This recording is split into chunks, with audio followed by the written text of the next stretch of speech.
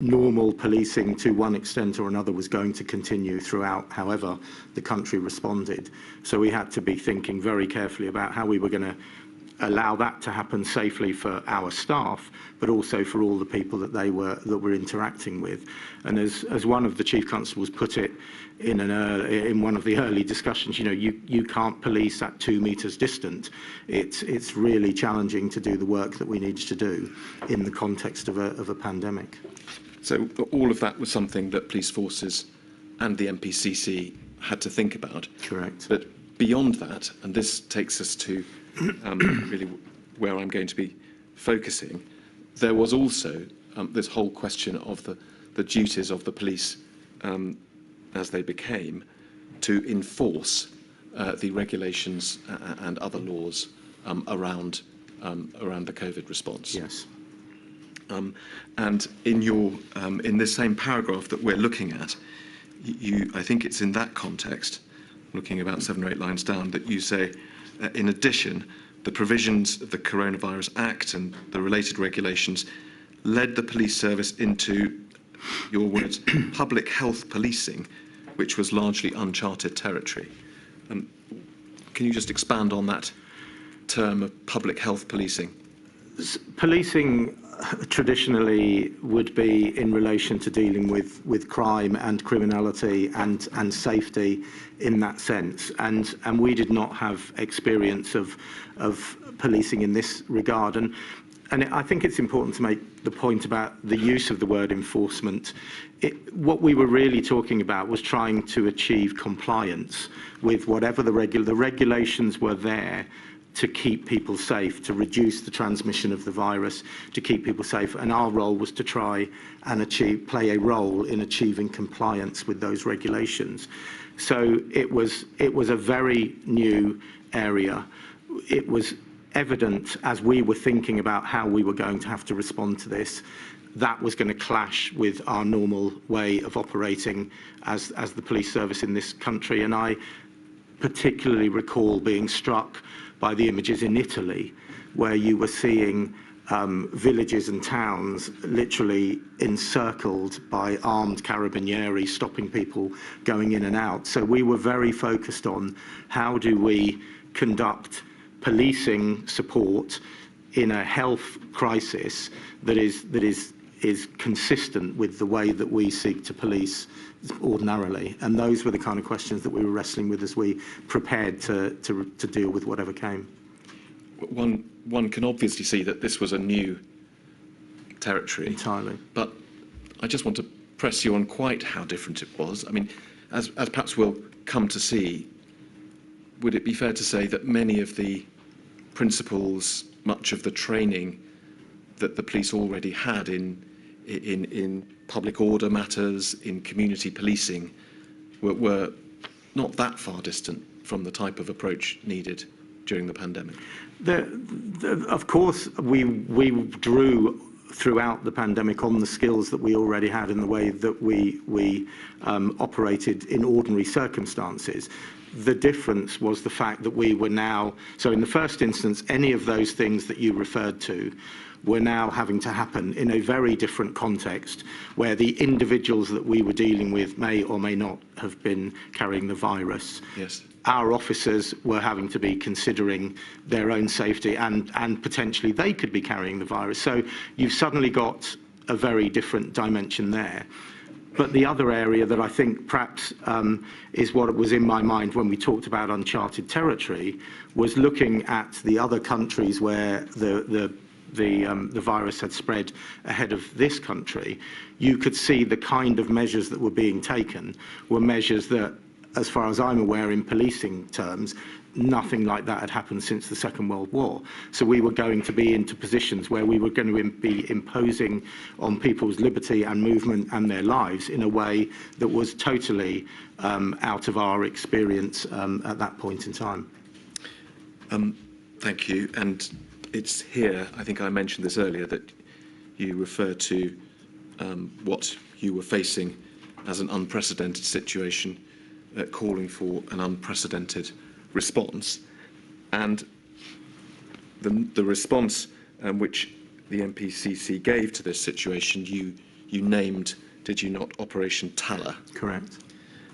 And we can see that if we go over to the next page of your statement, please. Paragraph 9, you there refer to Operation Talla. If we can go on to paragraph 10. Sorry, but I meant paragraph 33. You emphasise later in the statement, and in fact this is something we've already discussed, that the MPCC has no operational function.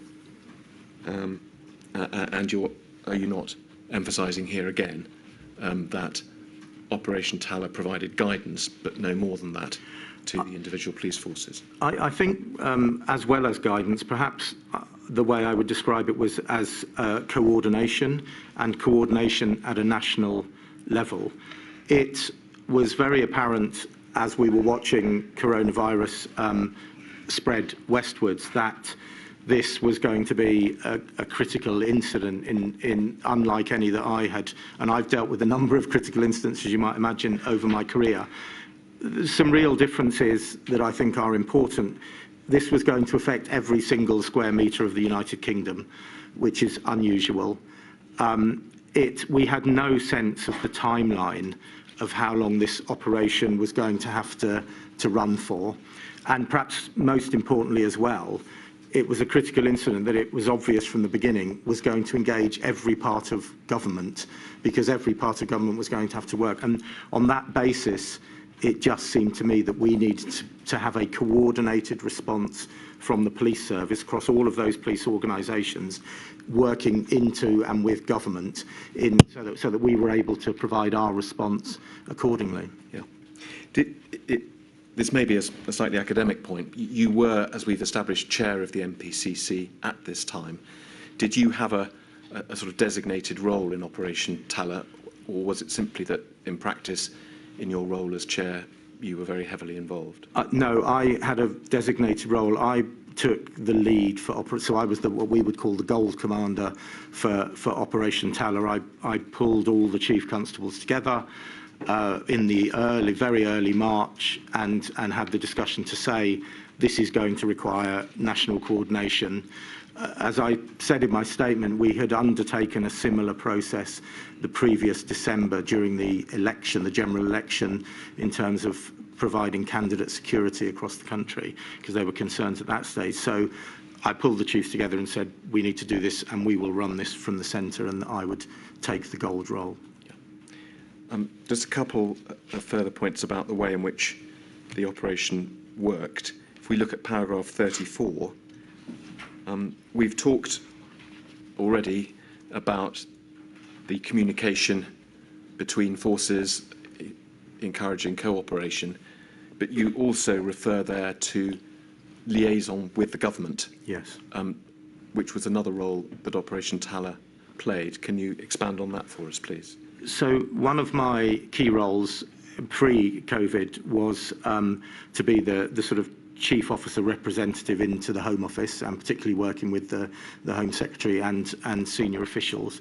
And it was evident that we were going to need to be in a position to work as effectively as we could with government as the pandemic and all the measures rolled through. So we worked incredibly closely, and the team in Talla worked very closely with the team sitting in the Home Office that were managing the Home Office response into central government for the pandemic. And we'll come to talk about the regulations and how they were drafted and so on. But I don't think it was the Home Office, in fact, that was responsible for drafting those regulations.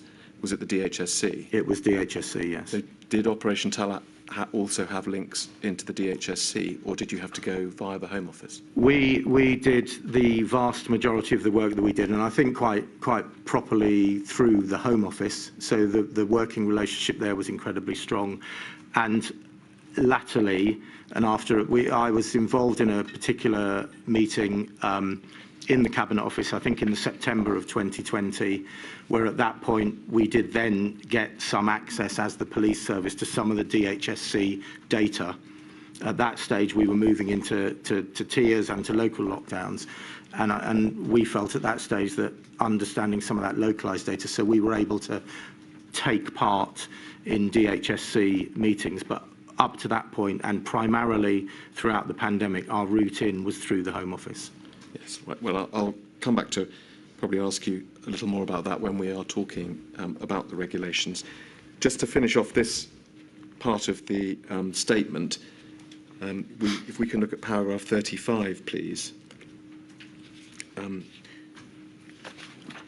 We see there again a reference to Operation Talla having applications for all forces, England, but also Scotland, Wales and Northern Ireland. We've already touched on the fact that policing was a devolved matter in Scotland and Northern Ireland. Did the Scottish and Northern Irish police forces, in fact, simply use the guidance documents that were promulgated by the MPCC, or did they adopt a slightly different approach? They were really important to say they were, from a policing perspective, very fully part and linked to Operation Talla. So in all of the various meeting processes, they were represented there. And all of the guidance that was provided in England and Wales was shared with Northern Ireland and with Scotland. And in some cases, they would obviously utilise what was in our guidance, but they did produce their own guidance, but it very rarely differed in any significant way from the guidance that we were producing. Because one of the other points that I think is important, we ran this as a UK police response, despite the fact that for a significant part of the pandemic, the legislation and the regulations in the 4 countries differed to one extent or another. Yes, and that's a point we'll come back to. Can I turn now, please, Mr. Hewitt, and ask you a little bit more about the particular powers and the legal framework for the enforcement exercise. Yeah. And to do this, perhaps we could call up on screen, that's it, 99972. And this, I think, is a guidance note, or I don't know if that's the correct term, produced by the MPCC. We can see it's also badged with the College of Policing at the top there. And I think it's right to say this was produced fairly early in the pandemic, in April, I think it was. Is this, Mr. Hewitt, typical of the type of document that was provided during the pandemic? That is relatively typical. So this document, and I think we may come on to look at the document around the 4 E's, but the challenge that we had, if you imagine across all of the UK, 140-something thousand police officers who were going to be out in the communities and doing what we were asked to do, was how we found a way to, as effectively as possible, provide the information that those officers required to go and do their job safely and properly, and to achieve the objectives that we were setting. So there was an enormous effort placed in producing very clear, easily understandable guidance that would go out, obviously in this sort of form, but through all the electronic devices that the officers carried, so that people had access to the information they needed to have at any given time. Yes. So you're not, you didn't see it as your role to provide sort of lengthy and wordy guidance documents to the chief constables and leave it to them to talk to their staff. You were trying to draft documents that would go straight to being used on the ground. My experience over many decades is that lengthy documents were not going to be terribly helpful for the officers on the ground.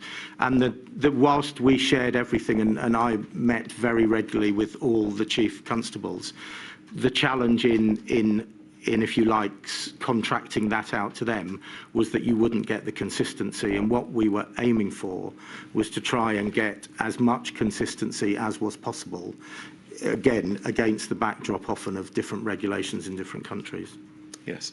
Well, just looking at the detail for a moment, there is first of all, a distinction on this leaflet drawn between number 1, which is the police powers under the Coronavirus Act. Yes. And number 2, which is the role of the police in enforcing, or to use your term, ensuring compliance with coronavirus regulations. Yes.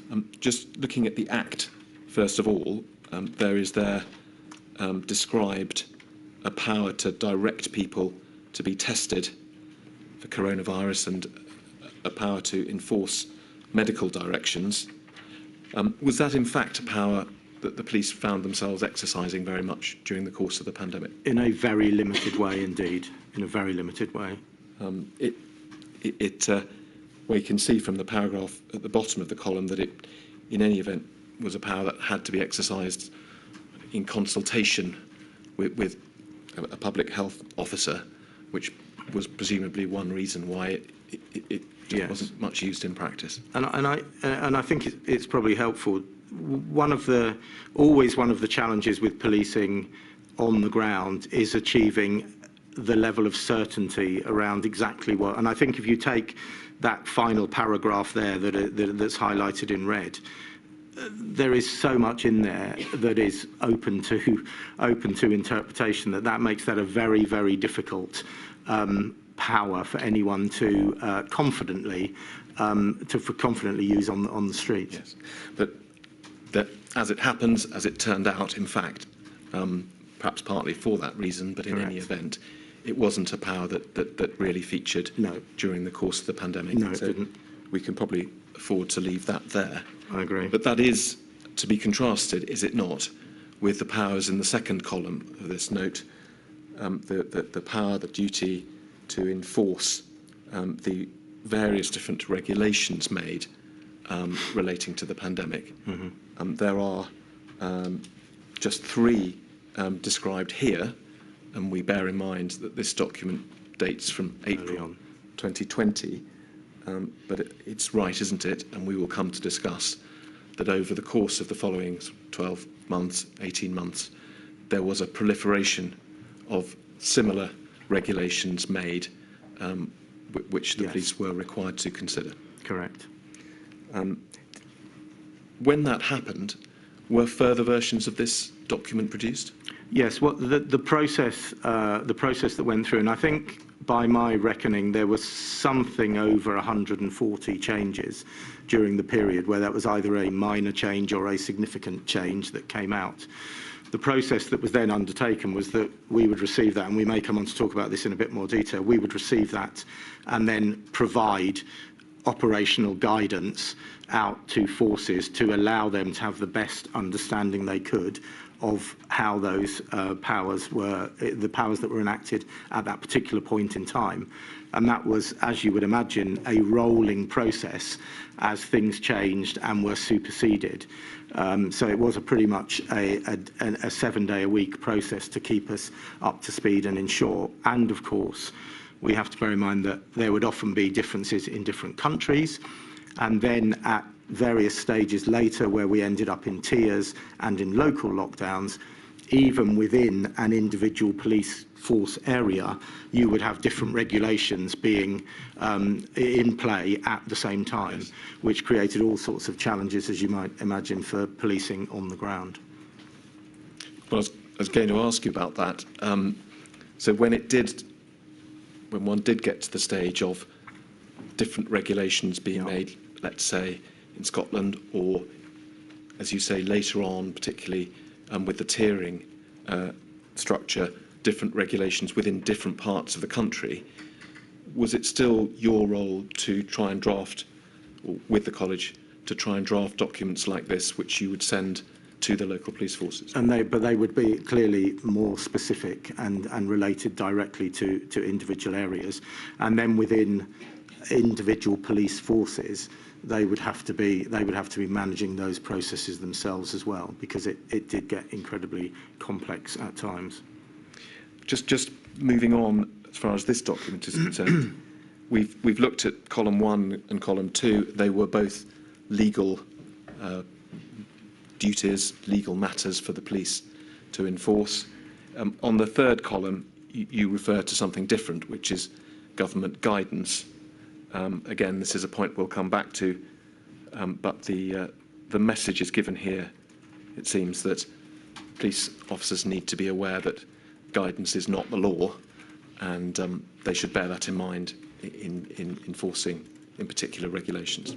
That was an incredibly important point and remains, and I'm sure we will talk more about that, but we police to the law. And I think the challenge at times where things that were guidance were being spoken about in a way that suggested they were a regulation was a real challenge for the service. Just a couple more short points on this document. First of all, we can see both at the bottom of column 1 and also at the bottom of column 2 a note that the powers that are being discussed in each of those columns also apply to children. That was obviously the case. I'm going to come back and ask you some further questions about that in due course, but was this, it clearly was something that you thought it was important to flag to officers? Absolutely. I think it was, we needed to try, with the regulations that we had, we needed to be as clear as possible. So this was always an exercise in trying to reduce the question marks in the minds of the officer on the ground, because importantly, as I think we'll come on to talk about, in our 4 E's approach, the second E, which was about explain to the member of the public that you're talking, that can obviously only be done if the officer, you know, his or herself understands the regulations at that point in time, which was very challenging as things progressed. Yeah, so that was the first point. The second point really goes back to a point you made about in the context of the power, the duty under the Act relating to directing people to be tested. But it applies, does it not, to the second column as well, in the sense that what police officers were being asked to do here involved them exercising a very great degree of discretion. I mean, one can contrast it perhaps with a straightforward prevention or detection of crime issue. If they see someone shoplifting, they take action.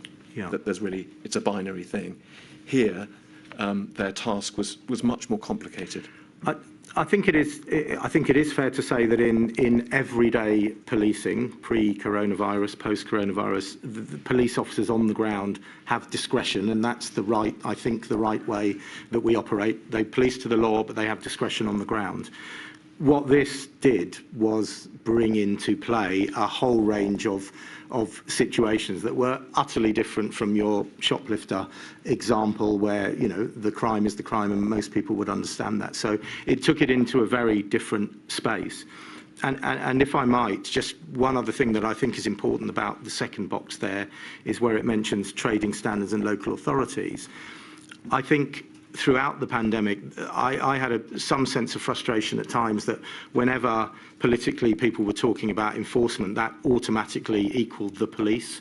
And the reality was this was about achieving compliance with the regulations which were there to protect people.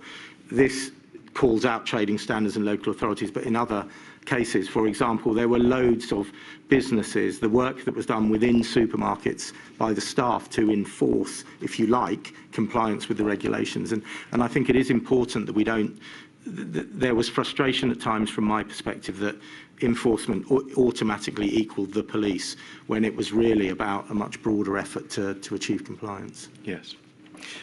Well, that complexity, the novelty of what the police officers were being asked to do was something that, is this right, you sought to address by providing them with the guidance we see in the bottom right-hand corner of the box, the engage, explain, encourage, enforce guidance. Yes. And that is something that we can see addressed more fully in another document. If we could go to that, please, 99936.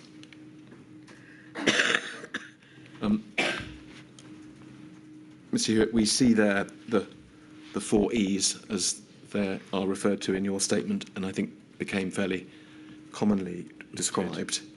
I don't want to read this document out or to go through it in fine detail, but can you just provide us with a summary of the rationale behind this guidance that was provided? So the rationale, as I said earlier, I was very clear in my mind, as were the other chiefs that I was working with, that we had to police the pandemic in a way that was consistent with our policing style, a policing style that is a consensual policing style. And we knew that we were going to be going into territory that was highly unusual, and the kind of restrictions that were going to be placed on people's liberty and movement were incredibly severe. And the approach, the reason for the 4 E's was that the approach was very much about, this is about how do you most effectively achieve compliance with the regulation and therefore protect people. Engaging is entirely what we do. That's how we do our policing. So it was about talking with people, talking to people. It was about explanation. We would all, I'm sure, accept that at various stages throughout the process there was a lack of clarity about precisely what individual regulations meant. And in some sense, I guess there would always be a degree of that, but often it was quite difficult. So we saw the police officers as an opportunity to provide that explanation to people about the rules if they were unclear. Then really importantly, encouraging them to comply, because that, and this is a really important point from the policing perspective, that was the object of the exercise. The object of the exercise was not to take some action against a person, it was to get the person to comply with the regulation. So the encourage phase was there. And then only lastly, and as you will see on all the literature, as a last resort, if the person refuses to comply, then we would move to an enforcement stage. And this was the piece of guidance that we put out and remained throughout, and was really important because we always took it back to that being the point. And it's another, I think, important point for the inquiry to understand is when people talk about the level of enforcement, they tend to go directly to how many fixed penalty tickets were issued, and there is a categoric number for that. What we can't measure is how many, the hundreds of thousands, if not millions, of engagements that happened where the process ended at one of the first three stages there. We did sometimes seek to try and find that, but we weren't going to impose a bureaucratic burden and try and find that out.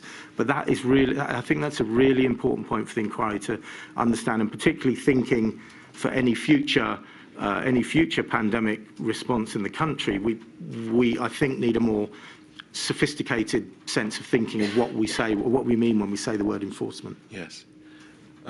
One of the ways you put it in your witness statement is to say that success was regarded as the ability to secure maximum compliance without the need to resort to enforcement. Precisely that, yeah.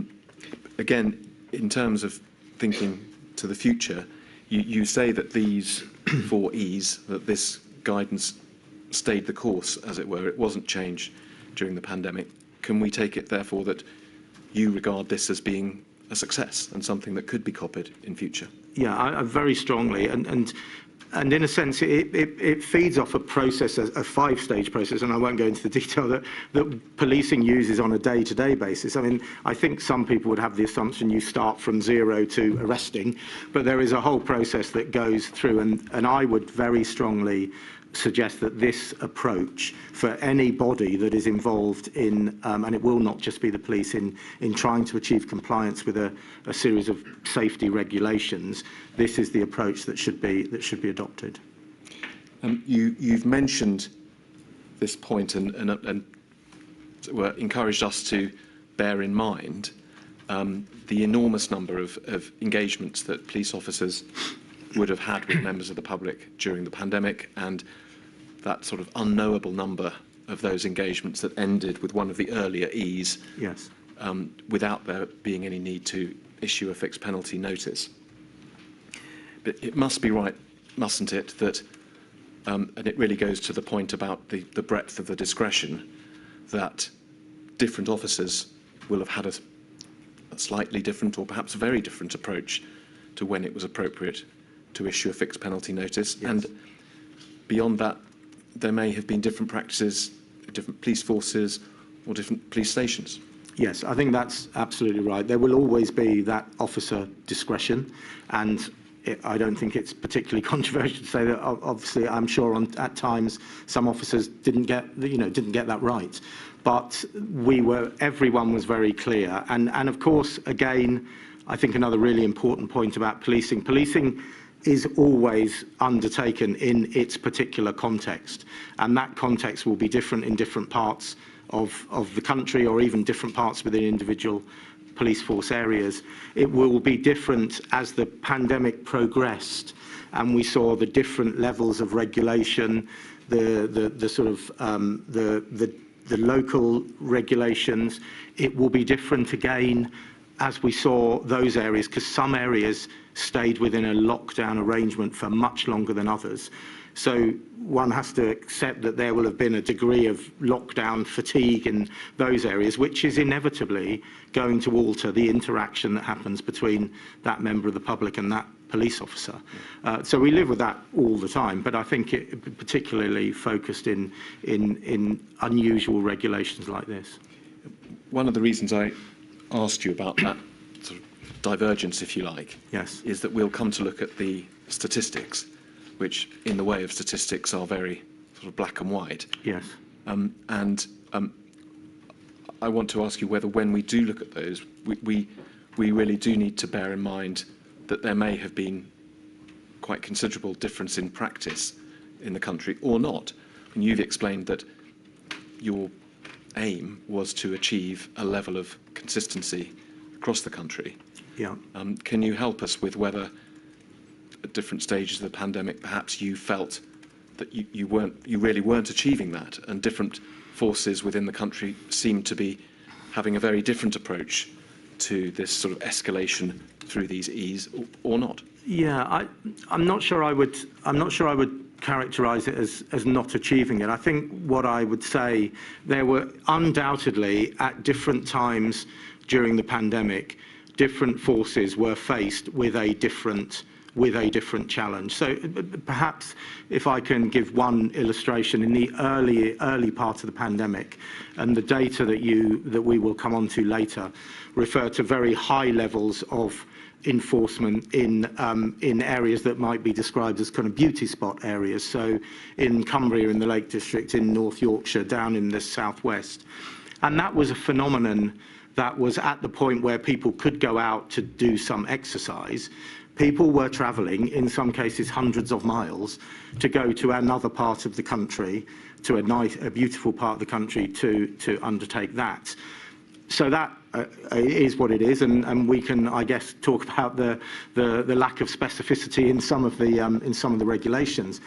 But if you put yourself into the place of the Chief Constable in Cumbria, and I'll use Cumbria as an example, the Chief Constable there has a community that is attempting to comply and to protect themselves, and are quite rightly getting quite angry about the fact that what they are seeing is lots of people from other parts of the country coming into those communities when they are abiding by all the rules. That presents a real pressure into that Chief Constable, because, as I've said before, however long the pandemic was going to go on, we were going to still carry on policing after that pandemic, and that really came to it kind of came to some of the behavioural science that we got involved in early on, and particularly this theory of this concept of othering.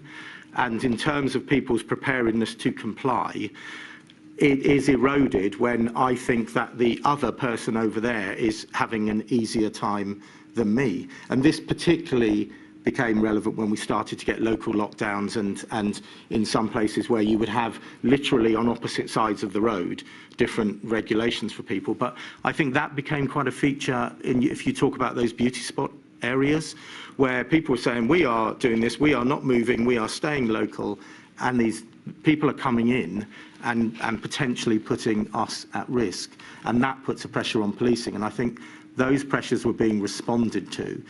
So I think it was less that we weren't getting the message, but whatever the message has to be dealt with in the individual and specific context at that moment in time in a particular place. Yeah. You slow down a bit, Mr. I beg your pardon. So we all fall into the...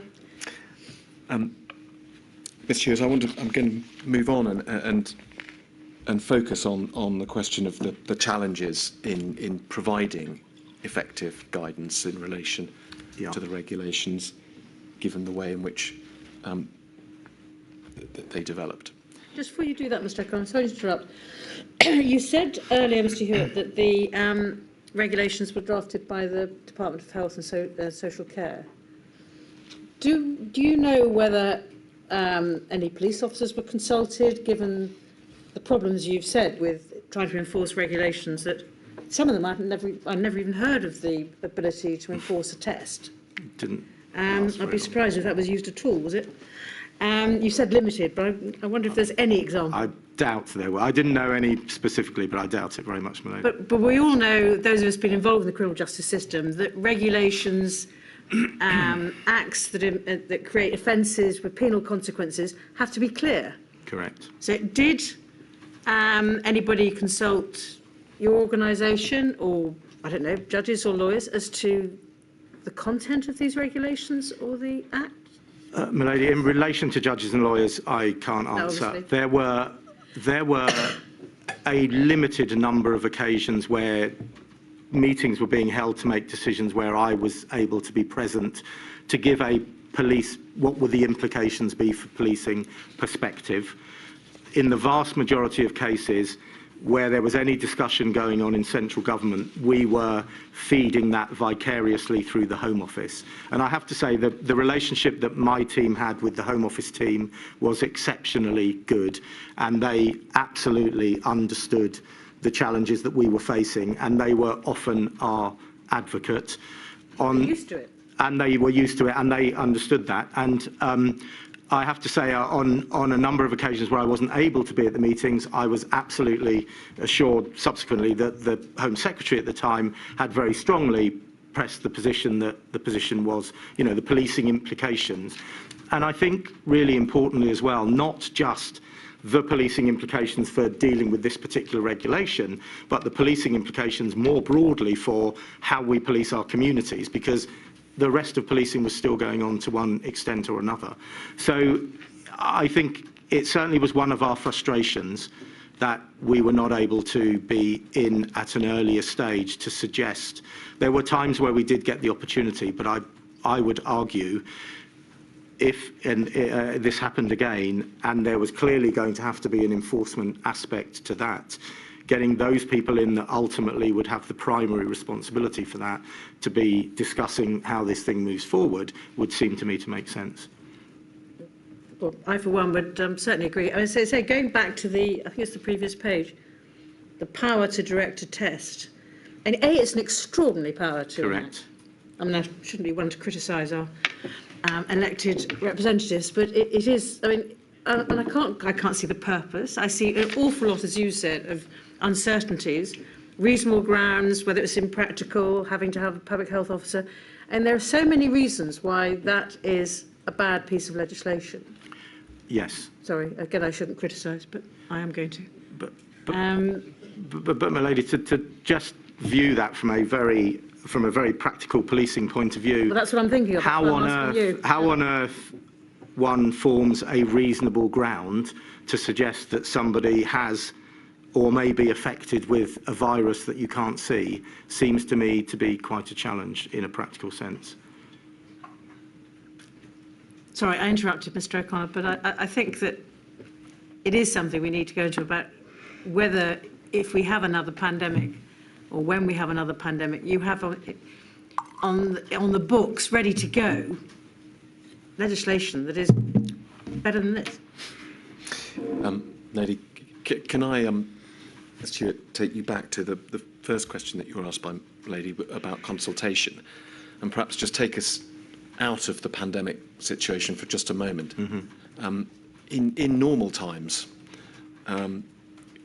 were a government department proposing a piece of secondary legislation, mm-hmm. a regulation, which one could see the police would be involved in enforcing, would you expect there to be consultation? Perhaps that would be one of the functions of the MPCC to engage and be involved in discussions about the drafting of a regulation such as that. Yes, that definitely would be the case, and that is the case in normal circumstances, and that would work again through the Home Office. So the teams in the Home Office, that would be the Home Office officials that would be working on any legislative proposal, would be working with the respective people within NPCC, and perhaps, I know we didn't, if I may, not cover all of NPCC, but whilst I was the chair and had a small team around me, the way that the NPCC operates is that all the areas, the key areas of policing, will have a lead person who will be an existing chief constable. So he or she will do their job, but they will be the lead for a particular issue.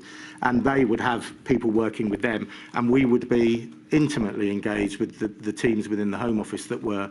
Now, of course, in the coronavirus scenario, that was all happening at a rapid speed.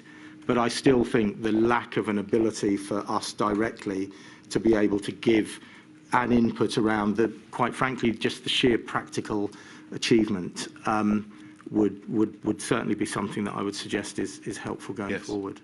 And if we can look at page 20 of your witness statement, paragraph 81.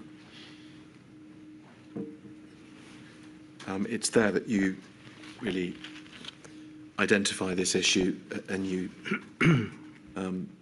say that sometimes the notice period that you had of regulations being changed was only a few hours, therefore perhaps obviously no opportunity to engage at all in how that regulation might be drafted.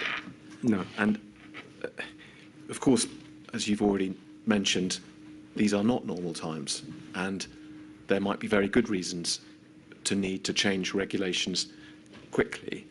But with your experience over the pandemic, do you think that more could have been done to arrange systems so that police input could have been more effectively or simply provided in the drafting and the thinking behind these regulations? I think more should have been done, and I think I would extend that also to actually more Home Office involvement directly as well, because my recollection was that on occasion where legislation or regulations would emerge, even the Home Office team seemed quite surprised, and we put it there in hours. Perhaps the best example, there was a regulation that was going to change at 1 minute past midnight on a particular day, and we received the signed off regulation, signed off by the Secretary of State for Health and Social Care at 11:45. So we had precisely 16 minutes. The process that we then undertook, not in that instance, but in all instances, when the regulation, the signed off regulation arrived, we would then look at that, and particularly the team that were working with us from the College of Policing would work through to provide the operational briefing documents that we would then send out. Those documents had to be translated into Welsh for Wales, and we would then share those documents. But in that particular example, where we had 16 minutes, I had conversation and then was very clear with the Home Secretary at the time that we would not be enforcing that regulation on that day, and it was going to take us probably, and I can't remember how long it did, but probably 24, 36 hours to actually get us to a place where I was confident that police officers out there knew what they needed to do. And of course, the challenge that then came with that, of course, a new regulation comes and you at 1 minute past midnight, and you would then get to 7 o'clock the next morning, and the round of people spinning round the TV and radio studios would be talking about this.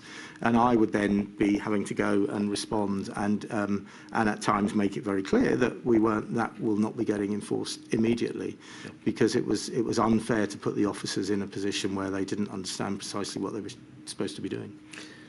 So that's one category of challenge, which is simply the lack of earlier involvement from your teams, and then the timing, similar point, the fact that if you hadn't had involvement, you might even not have had notice of it, and the timing issues with providing the guidance.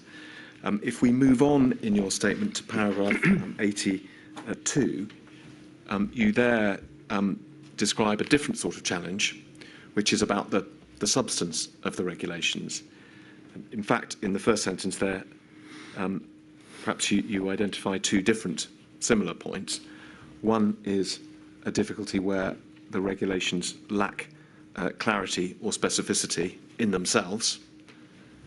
And secondly, or possibly additionally in some cases, where the guidance issued by the government about the regulation or government messaging is inconsistent with or goes beyond what the regulation actually says. And in paragraphs 83 through to 85, you provide us with a sort of a worked example of some of these problems as they emerged. In fact, in relation to one of those very early regulations, one of the ones we saw on that document, that the regulation which, as it were, provided the legal backbone to the first lockdown, the regulation making it unlawful to leave your home without a reasonable excuse in March 2020. And if you go to page 84, sorry, paragraph 84, there you address the issue of what a reasonable excuse might be. And really the first point you make is that the regulations themselves contained lists of reasonable excuses, but they weren't the same in the different countries of the UK. Obviously a problem for you. That was a problem. I think even further than the fact that they weren't necessarily in the different countries, but even just the lack there, as I kind of point to there, any specifics, it just left a great deal for an individual. So on the first point, confusing for an individual to understand what he or she was in fact able to do, but also then created, and this point here about the lack of any specifics on how far you could travel to go and have your exercise takes me back to the example I gave earlier about the beauty spots. So vagueness in the regulation, an added layer of confusion relating to the fact that specified reasonable excuses were different amongst the different nations of the UK. And then if we look at paragraph 85, an extra problem, which is that the government guidance said something different again. And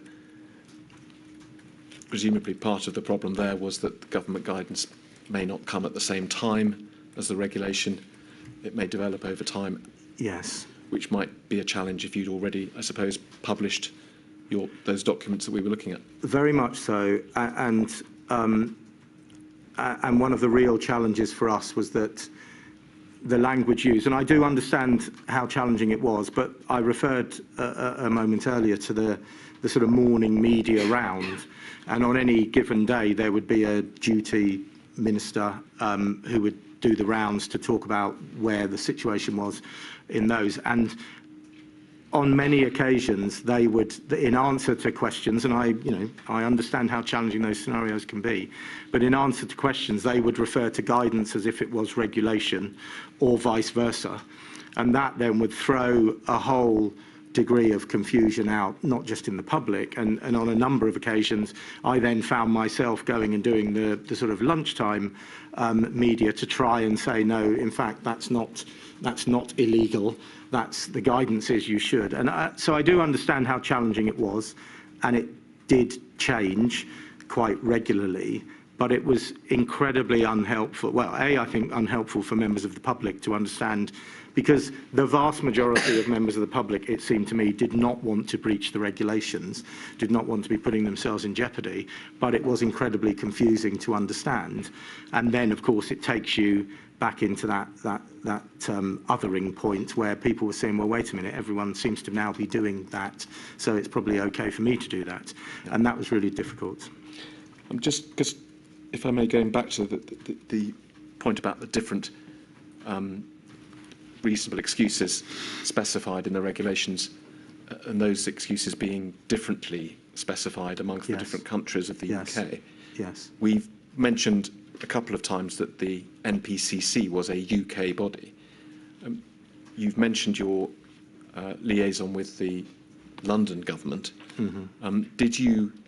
Were you able to take any steps with the, as it were, to try and sort of coordinate between the devolved nations and London and try to discourage unnecessary variation amongst the regulations? It was not our position to be trying to directly influence the regulations through the Chief Constable in Northern Ireland, the Chief Constable in Scotland and the 4 Chief Constables in Wales. They were all obviously working very closely with their devolved administrations and were in a position to influence in the way that they influenced in those jurisdictions. I do think, kind of referring back to my lady's question earlier, I think there was probably closer police involvement in Scotland, Northern Ireland and in Wales, but it wasn't my position to try and directly influence there. It was really through those chief constables with their own devolved administrations raising the issues that they felt were. But it was a source of frustration to policing throughout that you had that difference. Clearly, you know, Northern Ireland, their primary border issue was with differences with the Republic. We had relatively limited challenges with Scotland because of the nature of the geography. With Wales, there were more challenges with different regulations, different sides of what is essentially an invisible border, and that was very challenging, I think, for particularly a number of the Welsh forces and the English forces, where you had different regulations either side of a road. Yeah. I wanted to move our discussion on a little. We've talked about the confusion caused by either unclear regulations or inconsistent guidance from the government. And you have made the point that you believe that most people wanted to comply, but they needed to be told what compliance meant. Yes. Perhaps it's obvious, but help us with this. The confusion in the regulations and the guidance, was one of its consequences an impact on compliance itself? I think definitely. It's two things really. The first is people genuinely at times couldn't understand where they, in their particular circumstances, where they fitted. And I think what it then also did when people felt others, because when we first went into the lockdown in March, it was such an enormous thing, and we can all remember just how empty everywhere was. But of course, over a period of time, that sort of certainty and that determination inevitably weakens to some extent. And then once you start having all the changes and people are a little confused about the changes, then I think it inevitably starts to erode people's commitment. And it really is that sense of, well, why are we, me, my household, whoever, complying when we can clearly see that other people aren't? Yes. And just shifting focus, did it also have an effect on the morale of the police force? It was I was incredibly impressed with the morale that was maintained throughout the pandemic by the police service. These officers were out there doing what they were doing in the face of the virus all the time, and got on with that. And we worked incredibly hard to provide them with the right protection and so on. But nonetheless, it was difficult for their morale, because the more interactions with the public became more antagonistic, because people were either just fed up with the regulations, or they were fed up that they didn't feel that everyone else was following the regulations. That then inevitably saps away at the morale of the officers who are, you know, just trying to do their job in pretty difficult circumstances. I'd like to show you briefly, if I can, a newspaper article from February 2021, so the middle of the pandemic. Yes. If we could go to the second page, please. I know you're familiar with this article. Hewitt. Oh, yes, I am, yeah. It's a report of a survey, if we can see from the top line, of nearly 12,500 frontline officers, a survey conducted by the Police Federation. And perhaps the key finding, at least that this report conveys, is in the second paragraph there, which was that more than 7 in 10 of those 12,500 officers who'd been asked had said that they were unclear, and the remainder did not agree or disagree with the question of whether whether the COVID regulations themselves had been clear and easy to apply. And we see in the paragraph below a man called Mr. Apter, the chair of the Police Federation, saying that ministers needed to avoid the same mistakes and mixed messages when agreeing future rules. And if we can scroll down a bit, we can see, yes, just coming on the page now, another quote from him, which is, it says, Mr. Apter said, given the fact that there have been more than 60 rule changes introduced during the pandemic, it comes as no surprise whatsoever that only 10% of police officers who responded to our survey said they found the Covid-19 rule changes to be clear. So that was the small group who'd actually positively said they thought it was clear. I'm sorry, I meant to mention the paragraph above that as well, sorry, where another finding of this survey was that less than a quarter felt that the strategy, the 4 E's that we've looked at, was effective when enforcing their powers, the inference being that because they are in fact so difficult to explain and to encourage people to use. And then finally, the paragraph below the one we looked at, Mr. Apter saying, we've been saying from the beginning, clear guidance on what people can and can't do is needed, otherwise people will inadvertently fall foul of the law or may take advantage of the mixed messages. A great deal of consistency between what you've been telling us this morning and what Mr. Apter has reported as having said there. Yes, I mean, I could argue statistically with some of the way it was reported, but the fact of the matter, there was no doubt. And this was at a point, and it comes in one of the sections that was highlighted there. This was at the point where there was going to be the easing and this concept of Super Saturday, because police officers being police officers and practical were kind of recognising where this was likely to go at the point where you were suddenly going to open up nighttime economy. One of the perhaps it's the wrong way, but one of the pluses from the beginning was that the nighttime economy, which is a real challenge for policing, was obviously shut down. So I think it expressed some of that frustration, but it fairly expressed the challenge that officers on the ground were finding in how do you go and explain things which were incredibly complex and not very specific at times. We've already touched on the fact that this inquiry has the power to make recommendations for the future.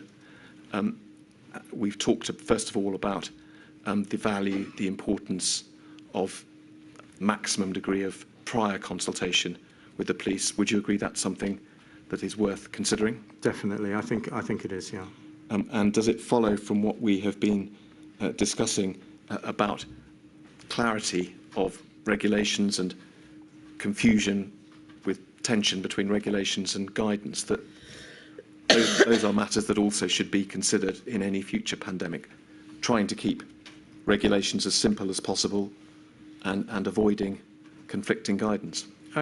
Absolutely, and I genuinely do understand the challenge that was presented, and I understand, and we have all seen the challenge and the debates that were going on between the health requirements and the economic requirements and in some sense the political requirements, and I do get that, but I think there has to be a greater degree of a systematic process to arrive at changes. Of course, the virus changed over time, and we all understand that would happen, but really trying to anticipate and trying to get to very clear guidance as early as possible and for as long as possible staying with that guidance. Because once it started to change, and then once it was really changing quite rapidly, and you were getting tiers and you were getting localized, it became incredibly difficult for even a perfectly law-abiding and committed citizen to understand precisely what that meant for them in their, in their own personal circumstances. Yes, and that last point you made was one I was going to raise. You mentioned earlier this point about different sets of regulations being in force in really quite a small area. Yes. I think it's mentioned in your statement that at one point in Greater Manchester there might have been 4 or 5 different sets of regulations, yes, in force at the same time. We've heard some evidence about tiering in the last day or so. And does it follow from your angle on this that trying to keep sort of bespoke sets of regulations within relatively small areas to a minimum, if they have to be there at all, is something we should think about for the future? I definitely think that. And the other really important point is that we talk about these things as if there are tangible boundaries that bound a particular, as you say, within the Greater Manchester area, there were a number. I think particularly about the first local lockdown, which was in Leicester. And there was no tangible boundary that this particular part. And so you end up in the scenario where literally people on opposite sides of the same road can be in a different set of regulations. I think the extent to which that can be minimised, I think, would definitely allow, most importantly, allow people to understand it and therefore comply more effectively. But from a selfish policing point of view, would make it much more straightforward to be able to undertake the policing role. Yes. Maybe I was about to move on to another topic. Certainly. You're right to continue, Mr. Hill. We take a break. At your discretion, my lady. Thank you. I shall return in 15 minutes.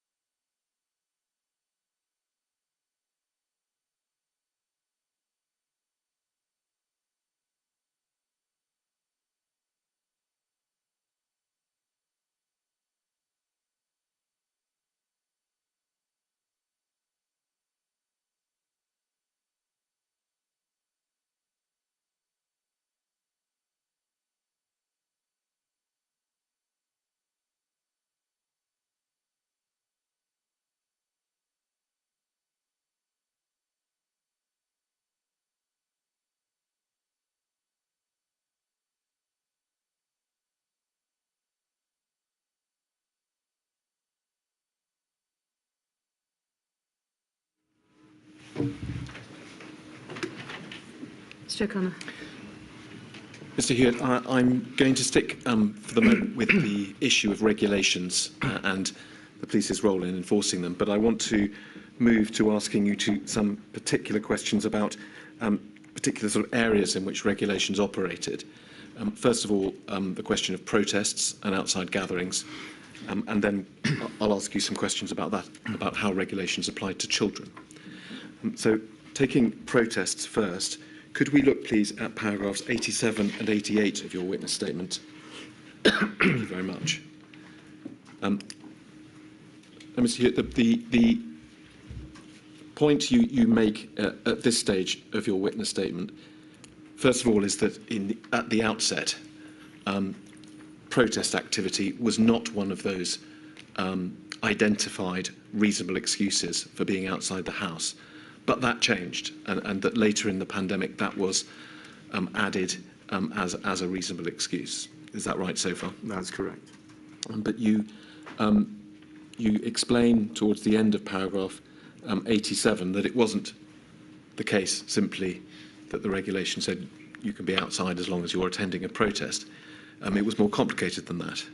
And in fact, it was only a reasonable excuse to be attending a protest if it was a protest which, and we can see the italics, which would satisfy the requirements of Regulation 3 of the Management of Health and Safety at Work regulations, whether or not the gathering organiser is subject to those regulations. And I think going on to paragraph 88, you make 2 points which I'll ask you to expand on. Firstly, that to the police officer on the ground, that is a very complicated test to apply when, after all he or she is trying to understand is whether someone is entitled to be out of the house or not. Yeah. And secondly, perhaps given its complexity, this would have been just the sort of regulation that you might want to have been involved in drafting, and you weren't. Could you expand on those points for us, please? So yes, I would agree with that. I mean, the context is policing protest is, in any situation, a challenging exercise in terms of managing the rights of people to protest, the risks involved in that, and the various responsibilities.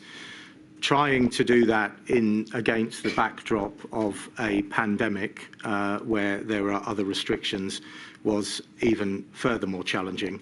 And then the italicised section at the end there, this fell to the police. It fell to the police to satisfy these requirements from the health and safety at work regulations, which we pushed back quite strongly, that we had neither the skills nor, quite frankly, the capacity to be making that sort of decision.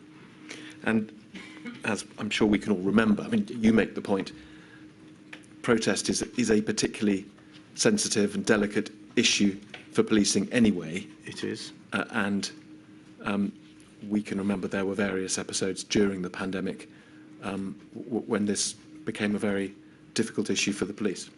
It would be very. So really the beginning for that was after the awful murder of George Floyd in America, and then the subsequent worldwide abhorrence and response to that.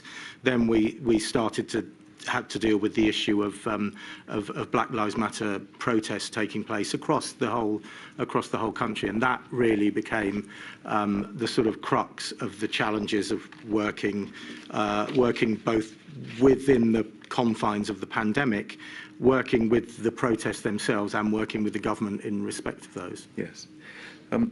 Another of the moments during the pandemic when protest became an issue was in the wake of the murder of Sarah Everard. Yes. And I'm sure we all recall the events that the vigil and the protest that was associated with it. Yes. In March 2021. So looking here, that was some time after these regulations that we're just looking at had been implemented, but were they still in force at that time? Do you recall? To my knowledge, they were still in force, yes. I want to ask you about a WhatsApp. I'm not going to bring it up on screen, but we'll hear more about it later. But on that day, that evening, in March 2021, which was the evening of the Sarah Everard vigil, there was an exchange between a number of people who worked in Downing Street, including Boris Johnson and some of his advisors, about the developing events. And during those exchanges, Lord Frost, who was at that stage a Minister of State at the Cabinet Office, observed, and I'm quoting, "The truth is, the rules on outside gatherings are close to unenforceable and are evidently being widely ignored in all kinds of contexts now." That from a government minister. Does that reflect your experience? The dealing with the protest, whether it was in 2020 or subsequently in 2021, was one of the really key challenges that the police service had to face. As I think I've said or alluded to certainly a number of times, whilst we were having to do what we were having to do to support the COVID response, we equally had to see all of that against the backdrop of our broader policing responsibilities and the fact that we would be carry on policing. You mentioned earlier about the morale of officers. It's important for people to understand how that felt for police officers when we are in a pandemic where we are talking about the requirement for people to remain distanced, and they're now being told to go and police a protest. So we did an enormous amount of work with scientists and others to really try and understand the safety implications both for the protesters and for the police officers. I remember one particular meeting where we had a number of the scientists. Professor Van Tam chaired the meeting to talk about some of the behavioural, but particularly the epidemiological elements around the virus. And the strong point that came through was that when you are outside and in the open air, the risks of transmission were much reduced. But we, and I say we, me at the centre, but reality, the individual forces, because they ultimately held the operational responsibility, were having to make the decisions about how they would police individual demonstrations of whichever, or individual protests of whichever sort. And those were really challenging for them to do, and particularly with their own staff as well, in that environment. And so it became a great challenge. It became a great challenge because of the political imperatives around some of the protests and the activities that took place. And I think throughout there was a confusion around where the competing legislations, which of the competing legislations took priority. You used the word confusion. The word, as we've heard, that Lord Frost used was close to unenforceable. Yeah. Now, clearly, during the pandemic, you had a job to do and you got on with it in public. But did you use words like that behind closed doors, either about the regulations relating to outside gatherings or other gatherings? I used very strong words behind closed doors in discussion with Home Office and with the Home Secretary at the time in relation to the situation. And equally, it is important to remember, and if we take the Black Lives Matter protests in 2020, the overwhelming majority of those were entirely peaceful protests where the police played a role that was required to maintain safety, and in most of the cases the people who were participating themselves were being sensible as well. So, but we were having really very strong conversations about what the expectation was, because again, I guess to reflect, if you like, Lord Frost's comment in, I guess, the perception of the public would be looking and saying the regulation says we can't do this, and then over here there's a large number of people doing precisely that. So I get the point that he was making in that, and we were having very strong conversations about our role in those particular circumstances. Let me move on, Mr. Hewitt, and ask you about the way in which the regulations touched the lives of children. First of all, we'll recall when we looked at that document an hour or so ago, the reference to the fact that the various different regulations did apply to children. And we will also recall discussing that sort of central regulation prohibiting people from leaving their homes without reasonable excuse, which came in March 2020 and then came back at various points during the pandemic to enforce lockdowns. Yes. Do you think that there was a lack of clarity either at that early stage of the pandemic or later around whether this rule prevented children from leaving their house to go and play, or for that matter, prevented parents from leaving their house to supervise their children who were playing? Yeah, I mean, I think there was a lack of clarity. And you know, we've rehearsed that a number of times already, but I think particularly in this instance, it's important to be really very clear. As I said earlier, a lot of people equate enforcement with fixed penalty notices, and we could not and would not give a fixed penalty notice to anyone that was under the age of 18. So that was not in play at all. But where I reflect around, and it was, I guess, about more broadly considering the impact of whatever the regulation was on different individuals. And one of the sort of points that I made on a number of occasions was lockdown is not lockdown to everybody. Lockdown, if you live in a 3-bedroom house with a garden, is one experience where you have the access to open space quite legitimately, whatever the rules, you have space to spread. Lockdown, if you are a single parent in a small flat on the 9th floor of a block of flats, is a very different experience.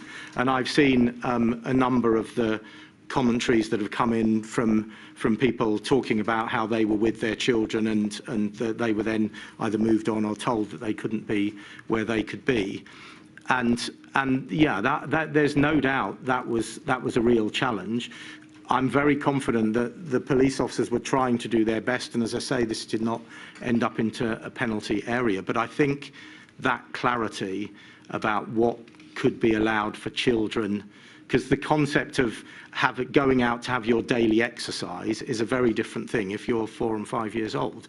It's not going for a run or going for a walk. And so, again, that was not helpful.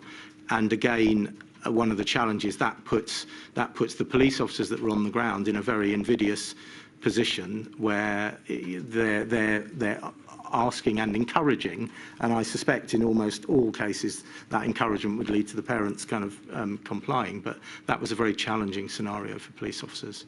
Well, you're obviously right to say that police officers weren't issuing fixed penalty notices to children, but as you say, the consequence, or at least the probable consequence of these regulations may have been that police officers would stop children playing, tell them to go back inside, tell their parents to go back inside. Undoubtedly.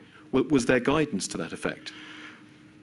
Not specifically. I mean, again, it's back to the guidance that we gave and to the 4 E's approach, and it was about explaining, it was about encouraging. But you can only assume that must have felt incredibly uncomfortable for the officers. But the challenge that they had was this was about achieving compliance, and it's really difficult when you start. How many exceptions do you start taking a decision? And I'm sure there will be many occasions where they did make an exception and we never found out, or no one ever found out about that. But the kind of stories that I've seen where people were moved on from being by a river or in a park, it was just a very challenging position for them to be in. There is, of course, a broader question about whether the regulations should have applied to children at all, and the inquiry has heard evidence that in Scotland, from July, I think it was, in 2020, children under 12 were exempted. that obviously wasn't a decision for you, but was it something that you discussed with, for example, the Home Office?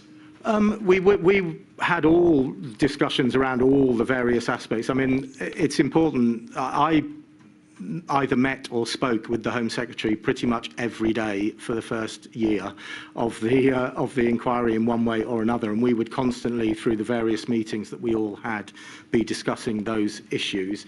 And I was aware clearly for the change that took place in Scotland, but certainly didn't push. I didn't feel at any point really that it was my position to be pushing and suggesting. We would have the discussions, and then obviously the Home Secretary would be involved in whichever discussion she was involved in in the centre. Yes.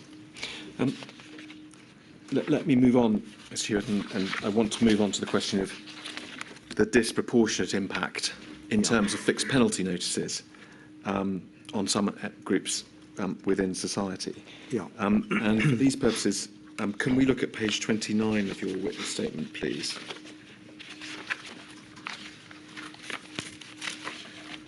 And just by way of introduction, there were two reports that you commissioned, weren't there? And we're going to briefly look at both of them. Mm-hmm. And the passage that we see on the screen now is introducing the first of those two reports, is it not? Yes, it is. And you state there that during the pandemic, in fact, it was at an early stage of the pandemic, was it not? Very. The report we're talking about was published in July 2020. Correct. I'm not sure I know exactly when it was commissioned, presumably sort of June. Before that, yeah. Yeah. We see then you're describing a report and analysing the fixed penalty notices that had been issued in a relatively short period of 2 months towards the end of March and the end of May of that year. Mm-hmm. And you indicate that the research was undertaken by someone called Mr. Flatley and Ms. Carenti from the Government Statistical Service and peer reviewed and so on. Before we bring the report up and have a look at it, what was it that prompted the MPCC to commission this report by these independent people? So, particularly, and I think where the findings that are particularly stark in both the reports is in relation to race and race disproportionality. I started working on the pandemic with sort of 20 years at least of policing experience of dealing with the challenges of the police relationship with minority communities and some of the disproportionality that exists therein. And so as soon as the pandemic started, and at the point where it was very obvious that we were going to be into a space of very unusual regulations, it was clear to me that there was going to be an issue in terms of how the policing of that was done in a fair way across all communities, and particularly those communities where the relationship with policing was more challenged. So that was the reason. There were a number of things that we did. The first one was to very quickly initiate this first review that looked for that 2-month period at the very outset to give us the picture, so that we were then able to feed that back to the police forces so they understood precisely what was going on in their own individual areas. And also importantly, one of the other things that we did at that stage was the creation of an independent ethics committee to work alongside us.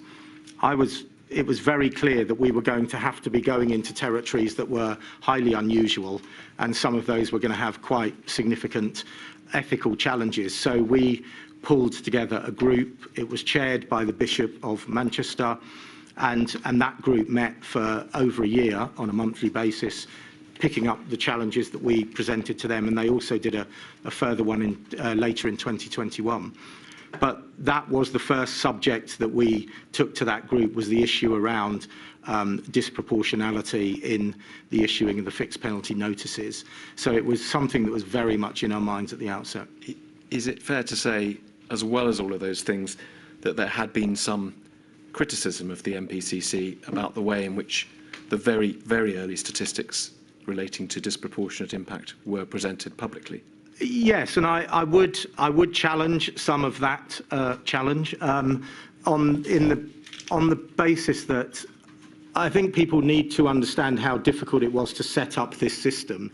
There was no national system for using fixed penalty notices. We had to create a system from scratch in about 36 hours that allowed us to collate all that information.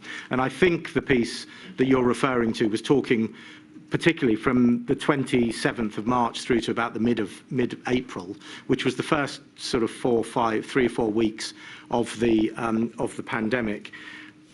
And at that stage, we were running to catch up, or to keep up, quite frankly, in terms of not the work that we were doing necessarily, but certainly the data to support and understand the work that we were doing. So we were doing that, but I adopted a position from the very beginning of transparency about the fixed penalty notices that we issued. We produced the data that we produced, and on a monthly basis, I held a conference call, and then it became a Teams call. The Crime Reporters Association, which is all of the reporters from both broadcast and print media who look after crime and policing and some of the home affairs, I met with them every single month, and we went through in detail all of the statistics of the operation that we were running. At the beginning, they were very interested in how many police officers are sick and this, that and the other. But then we very quickly got into the fixed penalty notices, and particularly any issues of disproportionality, either by the person who had been given the ticket, whether that was not very often age, but a little bit of gender, definitely race, but also the disproportionality between different police force areas. So we were transparent throughout the process, and we produced this first report. The first report was produced, and as you say, I think it was the 22nd or 23rd of July. That was shared with all chief constables. It was on the NPCC website, and it was public. And then we subsequently commissioned the longer report latterly, because these issues were of great concern. Yes. Right. Well, thank you, Mr. Hewitt. I'm not going to get into that very early debate, because, of course, it was superseded by this report. And as you fairly say, that debate really only took place because from the outset of the pandemic, you did release the figures. Yes. And let's look then at the first report, which is document 99940, please. And if we can look at page 3 of it. I just want to pick up on a couple of points. First of all, we can see from the first paragraph there's that date range there. So a relatively limited time period, just two months or so. And it's also, if we can look at the whole page and pick up the first bullet point at the bottom, the authors of the report note that during that 2-month period, the number of fixed penalty notices issued was relatively low. Yes. And we'll come to see that later in the pandemic, the number of notices rose quite dramatically. They did, yes. So for both those reasons, this first report was dealing with a fairly small sample. It was indeed, yeah. But with that acknowledged, it's right to say, isn't it, that the report did demonstrate a disparity in terms of sort of ethnic group. Yes. Of those who were receiving fixed penalty notices. And if we can look at the bottom bullet point on this same page, please. What this analysis showed was that for Asian and black people, which is sort of pulled out of the general BAME statistic, for Asian and black people, they were 1.8 times more likely to receive a notice than white people. That's the sort of headline statistic, is it not? That is correct. And if we can now just go back towards the top of the page. In fact, before we do that, that statistic itself must have prompted some concern for you. It absolutely it did, and as I say, it really reinforced the concern that we had in the outset, and at the outset, which was why we commissioned the piece of work. And just to interrupt you, there are at least two concerns. One is obviously any form of disproportionate impact is something that will mean you want to understand more. Definitely. And understand whether something is going wrong here. But secondly, any impression of disproportionate impact is something that may well undermine public confidence in this very enforcement process that you're trying to sustain. Yeah, entirely, and as importantly, public confidence in policing per se, which was one of the. But the key point when we got that report was to ensure that that was shared immediately with the police forces, because as I said before, ultimately it was the police forces in their own area that were out and doing the enforcement. As the report goes on to say, there was quite a disparity between different police areas. So what we did at that stage was the report was shared with every force individually in the first instance to ensure that they recognised the statistics that were there and that was a reflection of their activity. And then in the second instance, for them to address those issues themselves. And very clearly, for every, we touched on it very briefly at the beginning. I created Operation Talla at the centre, but there was a replica of Operation Talla in every single police force, where they had a gold commander, a silver commander, and a structure in terms of how they were going to manage pandemic policing in their area. Every one of those was obviously looking at these issues themselves and in their own context. And the really important point was that it got out there and they were then able to look and understand, why is this happening here? Is there something about the geography? Is there something about the nature of their communities? Is there something about the relationship they have with their communities that was causing the differential? Because whilst you've highlighted the differential, you know, the 1.8 there, actually in the body of the report, it makes it very clear that that was incredibly different. Yes. In different force areas. So and just pausing there, Mr. Hewitt. I think it's important that we're clear about the limits of your capacity here. Yeah. You've commissioned the report, and you're quite right to say that a thorough reading of the report gives you much more sort of a much richer picture than a simple headline 1.8 figure, and that can be helpful to the different forces that you sent it to. But did you have a role that went beyond alerting police forces to a problem? For example, did you require them to respond to you or to update you with what they were doing? Or was that a job for someone else? No, the forces were always responding. The process that I was running was a very regular gold group with a range of different groups. There were a number of groups that I was chairing on a weekly basis, looking at specific issues as well.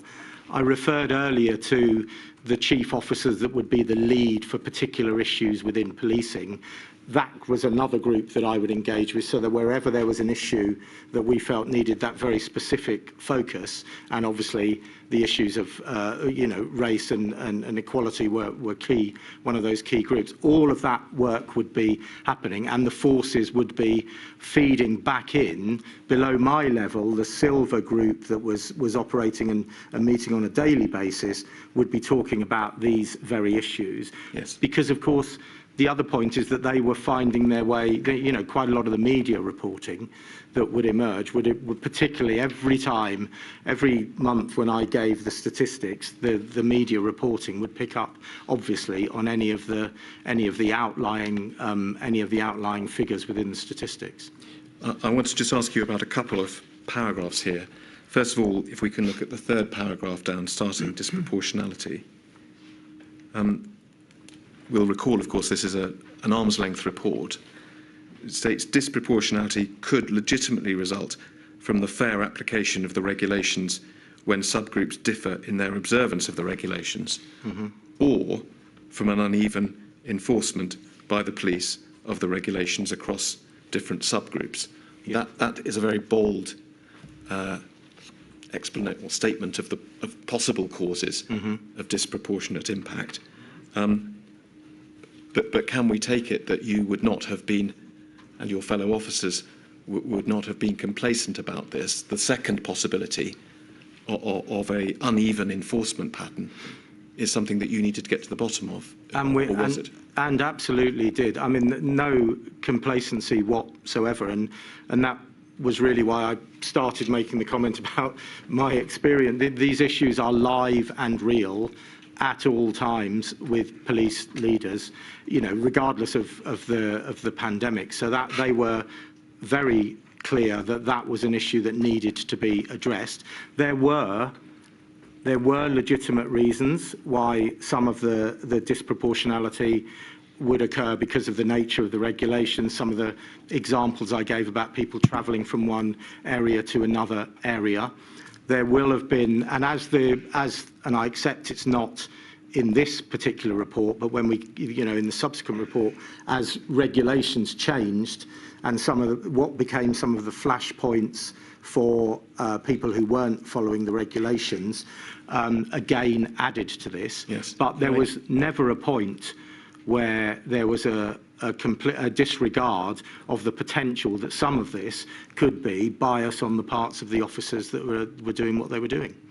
Can I ask you about another paragraph, which is on the next page? Mr. O'Connor, this is quite a level of detail. It's a very important issue, of course it is, and there will be a time when I'm going to address this in a great deal more detail, but I'm just wondering whether this level of detail for this module? Well, lady, I only have a few more questions on this topic, and I'll go briefly to the second report in a minute. I think we need to move on, I'm afraid. Yes. Well, let me, if I may, just ask you one more question about this report, yes. and then I'll take you to the other one briefly. It's at the top of this page. It follows from the bullet point we were just looking at about the 1.8 figure. It says, while the context is very different, these disparity rates are lower than for the police power of stop and search. The latest published official statistics on stop and search showed, for example, a disparity rate for all BAME people of 4.3. Yeah. The context is hugely different, isn't it? The context is different, I accept that, but I suspect the reason that the statisticians wanted to put this in to the report was they had the same recognition as I've stated myself, that this is an issue that policing lives with all the time.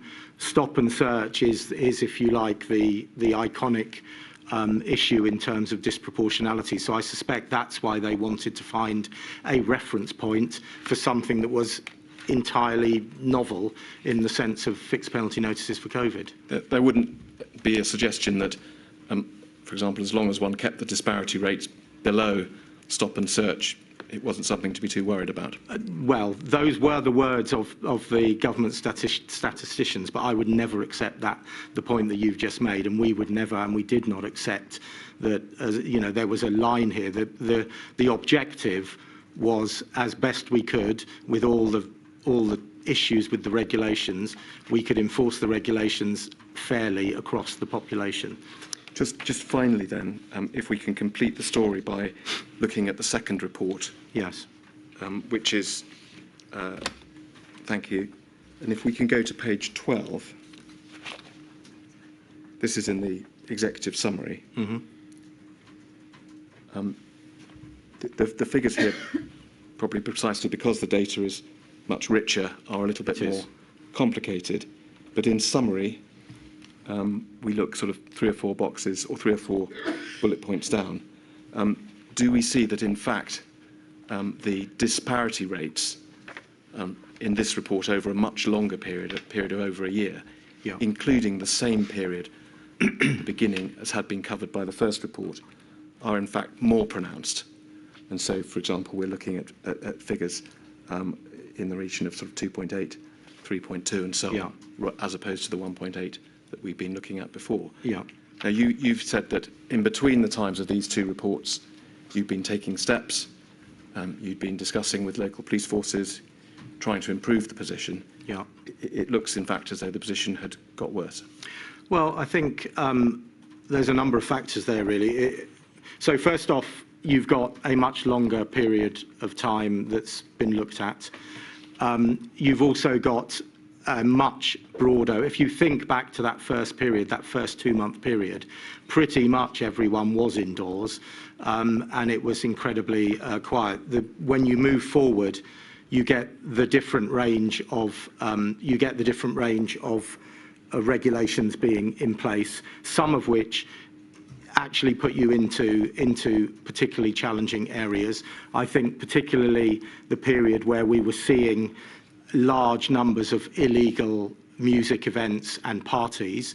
This is aligned again with the fatigue that I guess everybody was feeling, and particularly younger people were feeling. So we started to see a real incidence, particularly in the big urban areas, of the kind of music parties and large numbers of people deliberately breaching all of the regulations.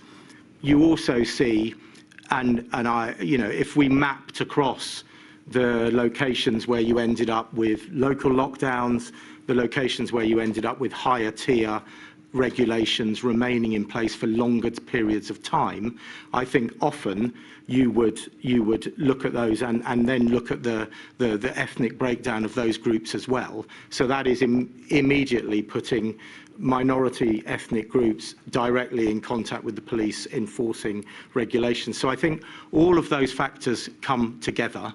None of that is to suggest any complacency or acceptance of the disproportionality. The really important point was to have a really thorough academic review, and that review sits there now and is part of the police race action plan that I started in 2020, not related directly to COVID, that still goes on today. So that report is there. So, but I accept the figures, clearly. And just finally then, we've spoken about lessons that can be learnt for future pandemics in the context of the clarity of regulations and consultation and so on.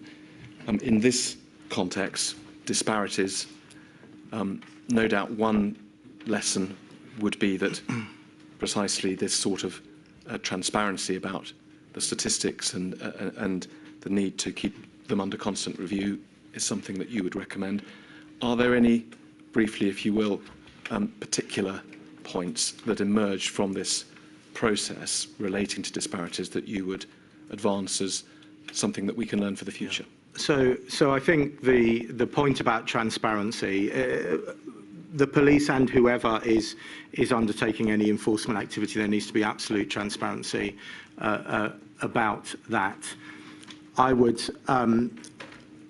having been through the experience once, I would hope that there would be the ability to anticipate where likely problems and challenges will come, particularly around people moving in different places around the country.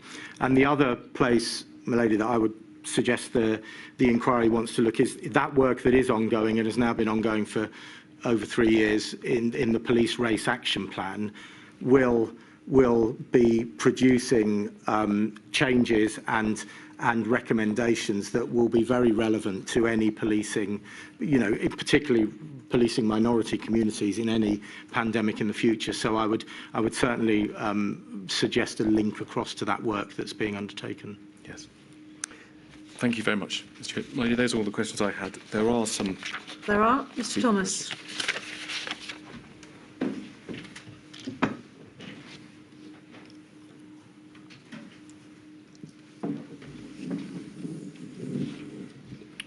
Assistant Commissioner Hewitt. I represent FEMHO, the Federation of Ethnic Minority Healthcare Organisations. Now, I've only got a handful of questions for you, and I won't take up too much of your time, but can I just start with just a little bit of context for my questions? We can agree on this, can't we, that these were unprecedented challenges posed by COVID and the pandemic, and that police officers and police forces were having to grapple with a multitude of issues, including the enforcement of public health regulations. We can agree on that. We can agree on that. Yeah. And we can also agree that police agencies play a crucial role in ensuring compliance with these regulations, often implementing strategies to maintain social order and public safety. Correct. Yeah. And you would accept, would you not, that this has to be done in a fair and transparent way without discriminating against certain groups in society? I agree. Yeah. However, the pandemic response highlighted disparities in the enforcement of COVID-19 regulations, especially affecting minority ethnic communities. That's correct. That's what I've just said to Mr. O'Connor. Yeah. And concerns arose regarding those ethical implications, these disparities, prompting oversight bodies and committees such as the Independent Ethics Committee to address these concerns and guide enforcement agencies in their responses. So it is in this context that FEMO seeks to shed a little light on the strategies employed by the law enforcement agencies, especially the National Police Chief Council, NPCC, in addressing these ethical implications. Now, the Independent Ethics Committee played a pivotal role during the pandemic, providing valuable guidance, did it not, on addressing these ethical implications? A number of implications, yes.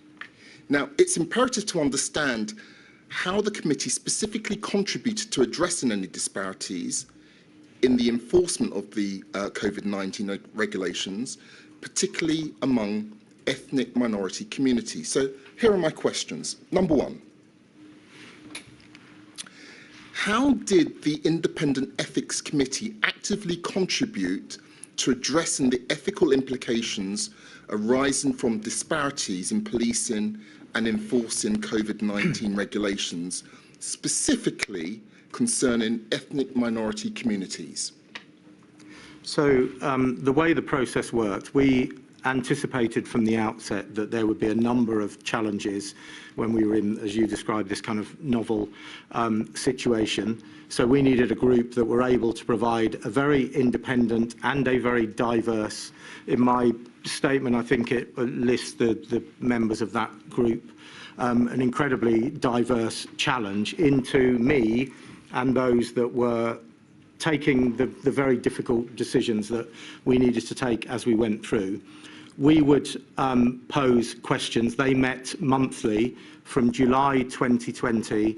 They met every month through till July 2021, and they did one exceptional meeting in December of 21. And those groups would have a free-ranging, challenging discussion about not only what we were raising were questions of, we are now facing this challenge and we're thinking we might go this way, that way, what do you think? So they would be able to challenge that.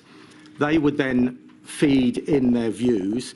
On the point of race disparity in the FPNs, to my recollection, that came back on 4 occasions. It was on the first occasion, it was the subject we wanted to talk about. And I'm pretty sure it came back at least 3 or 4 occasions subsequently, because the Ethics Committee themselves wanted to come back and kind of challenge and test where were we, what was happening.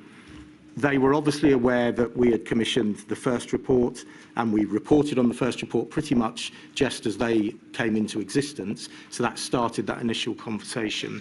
And then they were aware that we commissioned the second piece of work as well. Whatever came out of their meetings, which were fully minuted, would then feed into our structures and would be shared and pushed out in the way that we were pushing out all of the information about how we did what we did. And then where that also went, and I haven't mentioned it thus far at all, is we set up a number of knowledge sharing, learning processes throughout the whole pandemic. Very early on, we created a specific piece of work to learning the lessons going forward. So all of the outcomes from the Ethics Committee and all the other work that was going on would feed into those as well, which would find its way out into forces, either in terms of information or in terms of how to undertake the following activities, whatever they may be in a COVID background. So it was a very live and continuous process. And we were very fortunate that the people that we had on that committee were, strong, independent-minded people. And that was really the whole purpose of setting it up, to give us that completely external challenge from in a sense, the kind of bubble that we were in, trying to do what we were doing and working with government. Thank you. You may have touched upon my second question, but I'm going to ask it in any event, just to see if there's anything you wish to add. can you provide details about specific measures or initiatives undertaken by the NPCC to engage with and involve representatives from minority ethnic communities and organisations with the aim of addressing their concerns and building trust during the enforcement of the COVID-19 regulations? So the reality is that where that was happening primarily at my level, was working, and one of the groups that I worked through very much at the national level was through the National Black Police Association. So NBPA not only obviously represents black officers within policing, but it also has incredible links externally. So I worked with them at that national level. What I was requiring and what was happening at every individual force level, as you'll be aware, in every individual police force, they will have a range of mechanisms through which they communicate and work with minority communities, a whole range of boards and groups that they were doing that, because the reality, as I said in answer to one of Mr. O'Connor's questions, that this was happening on the ground in a police force area, which I obviously couldn't control. So we were doing all of that. And just let me refer again to the Police Race Action Plan, which I've referred to, and I think it is important in the context of your questions. The murder that happened in America created what we all saw and understood. And I then very quickly that June pulled together all of the chief constables from across the country, and we had 2 half-day sessions where we not only looked at the issues from our perspective, but we also had a large number of every chief constable brought 3 or 4 black members of staff into those meetings. They were virtual, obviously, into those meetings to express their views about where we were in terms of our relations with the black community, particularly the black African Caribbean community particularly. And out of that emerged the Police Race Action Plan, which has worked through and still goes on today. So those are some of the practical things that happened as a result of the disparities that we were identifying. Stuart, I'm afraid Mr. Thomas has limited time, so if you could make your answers a little shorter, I'm sure he'd be very grateful. I'm grateful, my lady. I've only got 3 questions left. Let me see if I can get to them. Was there any training or guidance provided to officers on how to ensure proportionate and non-discriminatory enforcement of the COVID-19 regulations, especially when interacting with ethnic minority individuals? Not specifically, because that responsibility exists in all of their policing activities. So in that sense, there was nothing specific that was around COVID. But even after the disproportionality became apparent? There was always the absolute acceptance and, quite frankly, the legal requirement that they undertook their actions under the Equalities Act. So there was no additional guidance, which is your question. Let me move on. How were police officers equipped with resources, tools, platforms to access this information? Moreover, how were they encouraged to stay up to date with legislative changes related to the COVID regulations, particularly concerning the nuances in the law and the regulations? So there was an entire array of communication processes that went on. Everything that came out from the centre went to every force, went to the Operation Talla in every force. Police officers were getting any updated briefing that was required would happen at the beginning of their shift. By that stage in 2020, most police officers had some form of mobile capability, whether it was a mobile phone, an iPad or whatever. And so all of the information that we were providing, should I say, was provided directly to those systems as well. So everybody had access to that information. There were websites on the College of Policing with all the information, a COVID hub where you could access all the information, and it was being put through the normal briefing processes for officers. Finally, did the NPCC or police forces conduct evaluation or assessments to determine the effectiveness of the 4 E's approach and briefing materials in influencing public compliance with the COVID regulations, especially within minority ethnic communities? If not, why not? And if it did, please explain how. I am not aware of a specific piece of research that looked at the 4 E's as a model. Clearly, you will have seen in the second report on disproportionality, they focus on that, but I'm not aware, there may well have been, but I'm not aware of a piece of academic work to understand whether it was an effective mechanism. Millie, those are the questions I asked. Thank you, Mr. Thomas. Ms. Davis. Thank you, my lady. Mr. Hewitt, I represent Southall Black Sisters and Solace Women's Aid, who, as you know, are part of the violence against women and girls sector. Yes. And so my questions are on domestic abuse. Yes. And if I can take you to your witness statement, page 24, which is INQ 000 216 925, page 24, paragraph 109. Do you have it? We're not page. 109 has come up. Okay, yeah, I got 109 You have it. there. It's not on 24. But. You tell us that the Covid-19 restrictions meant that those crimes that occurred in the home and online appeared to increase. Early reports from China and Italy, who imposed lockdown early on, indicated, excuse me, a significant increase in domestic abuse cases. Yeah. So you were aware that there could be an increase in domestic abuse as a result of, shall we say, social isolation, even before lockdown? We were very aware of that in the outset in terms of our preparation, both for domestic abuse and also, for that matter, for child abuse as well, where it was clear we were going to end up in a situation where people were confined, and if that place was the place where some of those offences were taking place and the vulnerability existed, then clearly we were aware of that from very early on, in advance, quite frankly. And you were aware of that because of the reports coming from other countries, and also it's kind of obvious. It was from my professional experience, it was self-evident that we were going to end up in some sort of lockdown, and that lockdown was going to put vulnerable people at a higher risk. Yeah. And you told us this morning that you brought, I think, the chief constables together to start planning in very early March. So would it be fair to say that in very early March, when you are planning, one of the things that you're thinking about is the possible increase in domestic abuse? And absolutely. And I've referred a number of times to the individual leads that the MPCC have.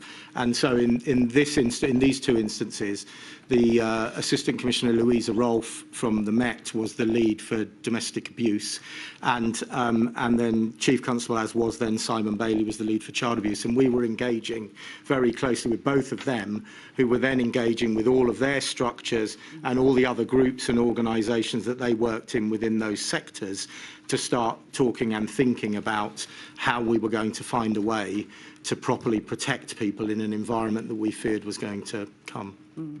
And if we can go to the next paragraph in your witness statement, I don't know if we still have that page up.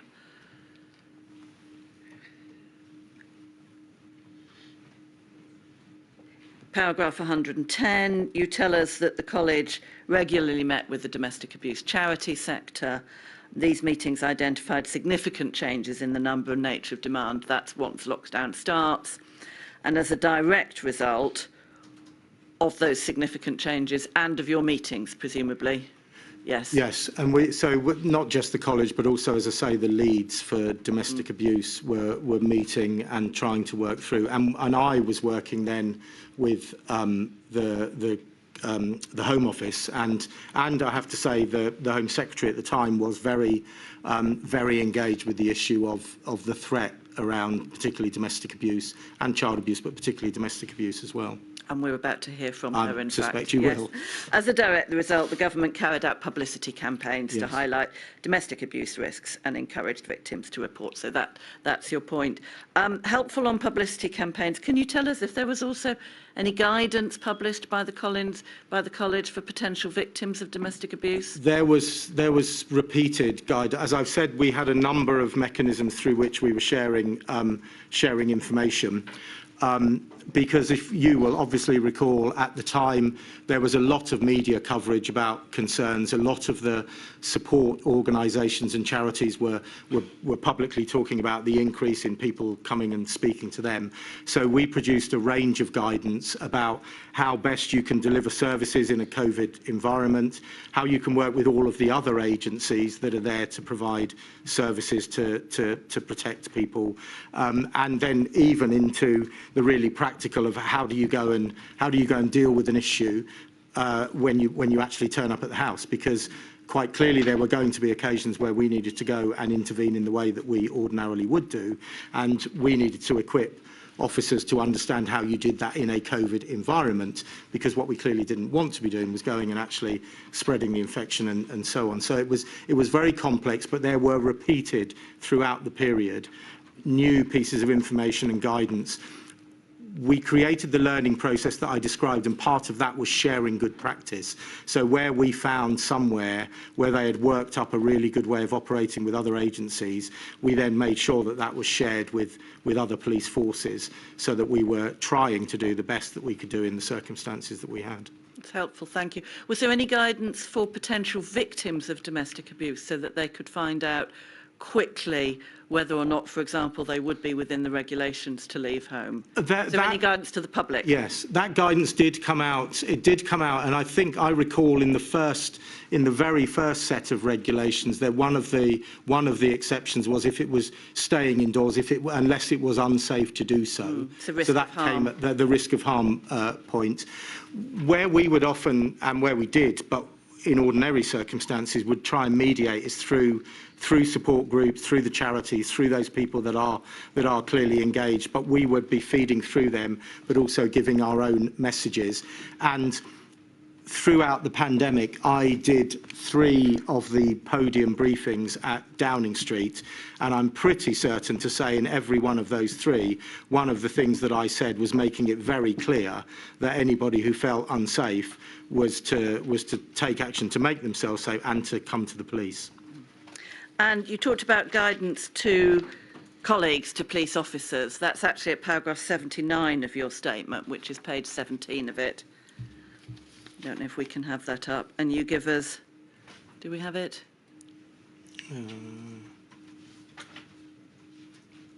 Paragraph 79. I don't think that's page 7. Yes, 79 there.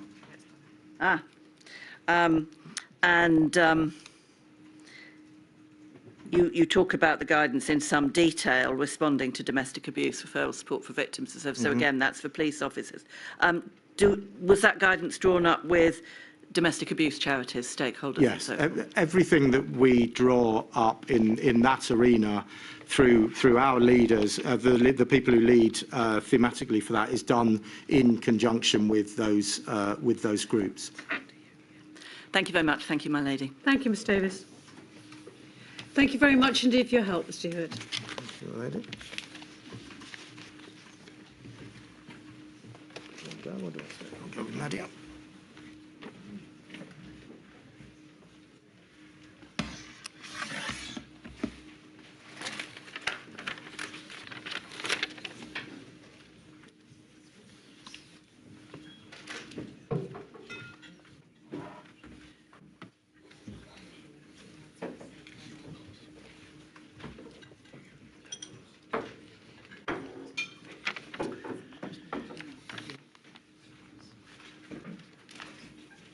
Sorry to have kept you waiting. We've overrun a little.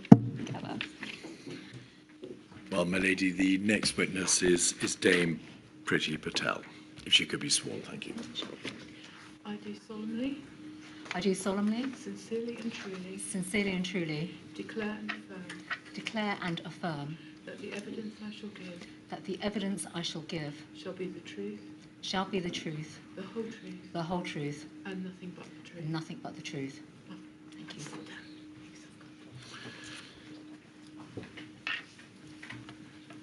Could you commence your evidence, please, by giving us your full name? Yes, my name is Priti Patel. Dame Priti, thank you for the provision of your witness statement. We needn't go through it in detail or even look at the declaration. You were good enough, and those who advised you were good enough, to also provide the inquiry with detailed witness statements from Patricia Hayes, former Home Office Second Permanent Secretary, called the Home Office Module 2 Core Statement, and also a statement from the former Director General of the Border Force, Paul Lincoln, as well as a timeline. So thank you for all those documents.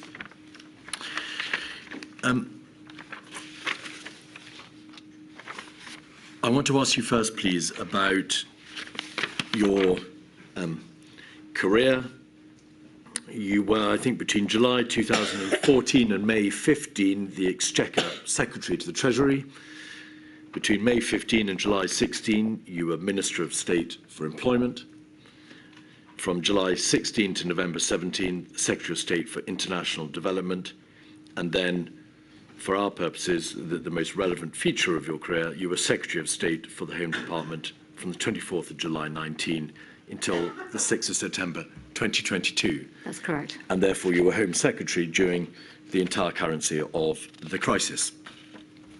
The responsibilities of the Home Secretary are set out in your witness statement at paragraph 13. May we please have that up? It'll appear on the screen in front of you, Dame Priti, in a moment. The Home Secretary has responsibility, of course, overall responsibility for all Home Office business, and therefore you had overall responsibility for the Home Office response to Covid-19. We can see there the wide range of functions for which the Home Office is responsible. I don't suppose those are all its functions, but they are the main functions, are they not? They are predominantly the functions of the responsibility of the Home Secretary, and clearly there's much more, including national security, it touches on there, but many other elements that are cross-government effectively. It is, of course, the lead government department for immigration, passports, drugs policy, crime, fire, counter-terrorism, and police. So to a very large extent, the Home Office is responsible for not operational matters necessarily, but the overall enforcement or compliance with criminal legislation, with, bluntly, obeying the law. So absolutely. I would also describe the Home Office as an operational department, primarily because functions, whether they're at the border, with Border Force, but also within our visa system, very much based on processing, so operational, passports, etc. And then, as I've just touched upon, working across government departments, yes, on criminal justice matters, with the MOJ, the Attorney General, but even, as we'll come to discuss later on, other government departments on vulnerabilities, for example, on accommodation, a whole range of areas which do feature throughout this whole period of the pandemic. Indeed. If we look down the list, we can see at number 2, Roman 2, reducing and preventing crime, ensuring people feel safe in their homes, and at 7, Roman 7, securing the UK border and controlling immigration. That's right. Putting aside the UK border issue, for which the Home Office had a direct operational role and an enforcement role, and just focusing on the reduction and prevention of crime, it is obvious that during the pandemic, during the coronavirus crisis, a large number of regulations were drawn up in order to be able to regulate the behaviour of the population and to provide sanction for breaches of the law relating to their conduct.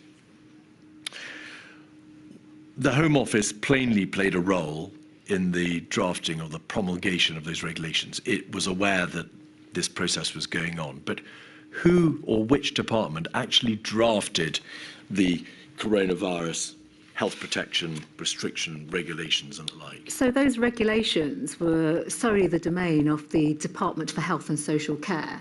And that was the case throughout the pandemic.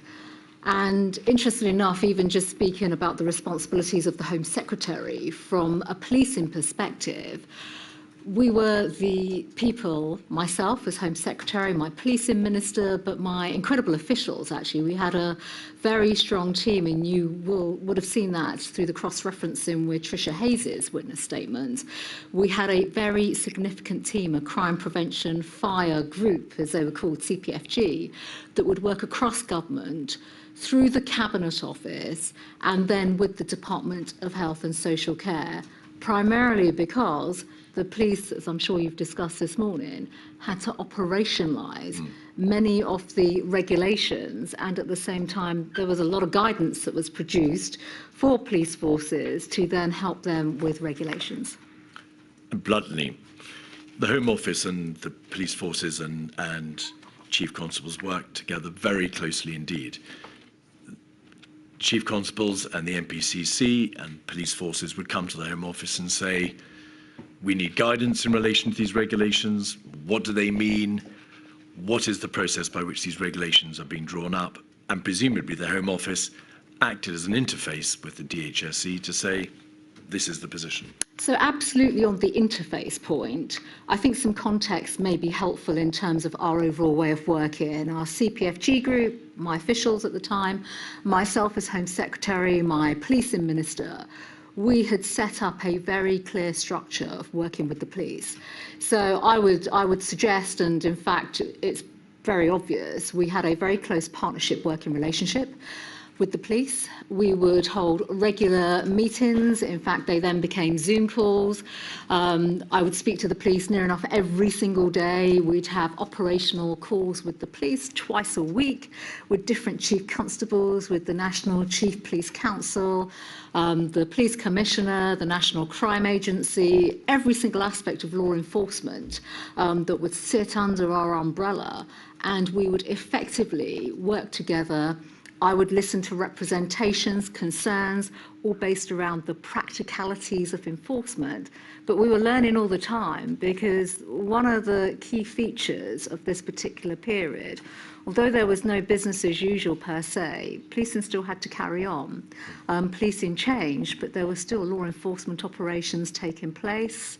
I'm not sure if the inquiry is aware, but we had one of the largest law enforcement operations in the history of this country take place during the pandemic, and that was called Operation Venetic. And I think to this day there are still prosecutions of known individuals taking place. So there was a vast array of policing activity going on, and I feel that the Home Office led a very significant but actually a structured way of working with law enforcement. And by law enforcement, I mean our police and our agencies. So our security agencies were part of that as well.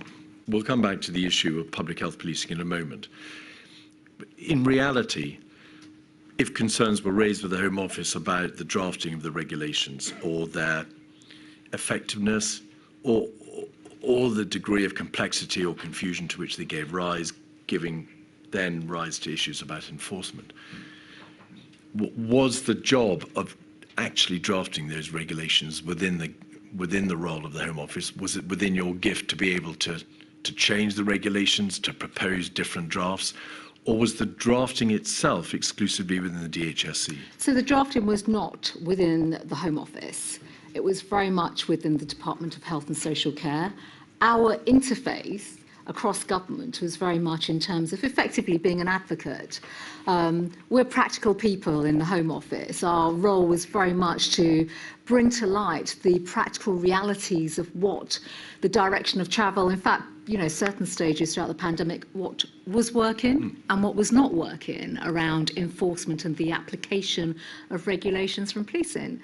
And on that basis, from day one, I've said this publicly many times, we'd asked the police to almost do the impossible, and we were there to effectively give them the voice that was needed across government. It's obviously the case that there was a vast amount of communication and a great deal of paperwork generated in this interface as to how the regulations should be drafted, whether they were appropriate, whether they could be improved, and so on. Do you happen to know whether or not it was DHSC officials or advisors who actually drew up the secondary legislation, or whether or not they would have had recourse to Parliamentary Council? Who produced the wording in the regulations? So I'm going to make quite a wide assumption here, having been involved in drafting legislation myself and having gone through the legislative processes before it even comes to the Commons, that Parliamentary Council would have had a role, there's no doubt about that. But central to all of this, the Cabinet Office would have been pivotal in terms of setting up the environment for drafting the legislations, also going through some of the clearance processes, but ultimately the department which would hold the pen would be the Department for Health and Social Care. And do you happen to know whether or not, because we're dealing here in the main with secondary legislation, the statutory instruments, the DHSC would have had more of a role in the drafting than perhaps would have been the case with primary legislation, which, as you, if I may say so, correctly observe, it is within the role of Parliamentary Council? I would say so, yes. All right. Now, coming back to paragraph 13 and Roman 7, securing the UK border and controlling immigration, the Home Office role is greater in this sphere, is it not? Because in relation to the border, the Home Office is directly concerned with the operationalisation and enforcement of health measures at the UK border.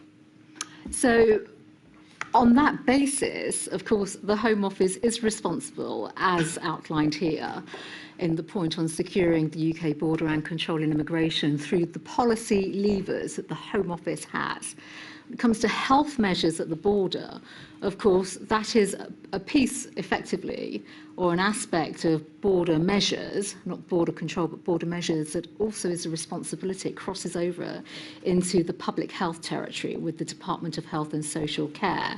And that's an important distinction because we do not hold the legislative levers around the public health measures.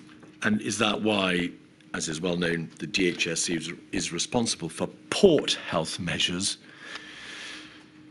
To what extent do airports fall within ports? Is the DHSC responsible for public health measures in airports as well as ports?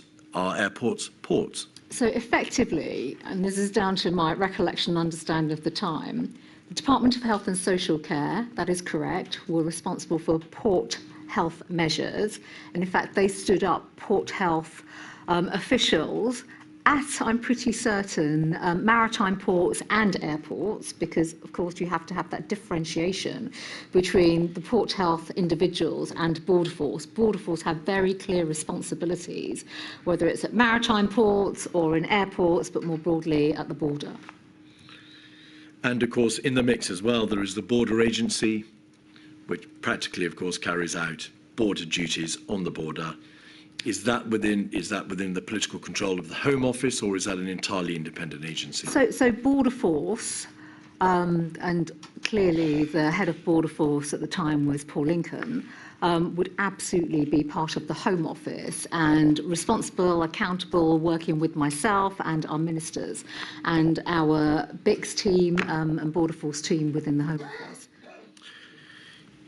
In terms of the overarching requirement to draw up and draft regulations, in terms of the operationalisation of those regulations and in terms of the enforcement of regulations, you must have reflected that this was a particularly complicated framework. So, very candidly, I mean, I do recall some of those discussions, and I do also recall what a fraught period that was within government at that time. We're speaking now very much about the first quarter, in fact, the first month of the pandemic, effectively, January 2020. And of course, with all of that, there were a range of border measures that were discussed. I'm sure you've touched on them already within this inquiry, but we had a clear role, effectively, of helping and supporting the repatriation of UK citizens from abroad during the month of January 2020. That was clearly a key thing. I'm going to come to some of the specific measures in a moment, Dame Priti, if I may. Can I ask you, before we look at those, though, about the overarching approach to borders? Border control is undoubtedly a divisive issue. It's politically quite a sensitive issue. In the framework of the coronavirus crisis, it was not just a political issue, but very much a public health matter as well. we're going to see in a moment how the Home Office receive advice from NERVTAG and SAGE and from your own Chief Scientific Advisor within the Home Office as to what could be done about borders.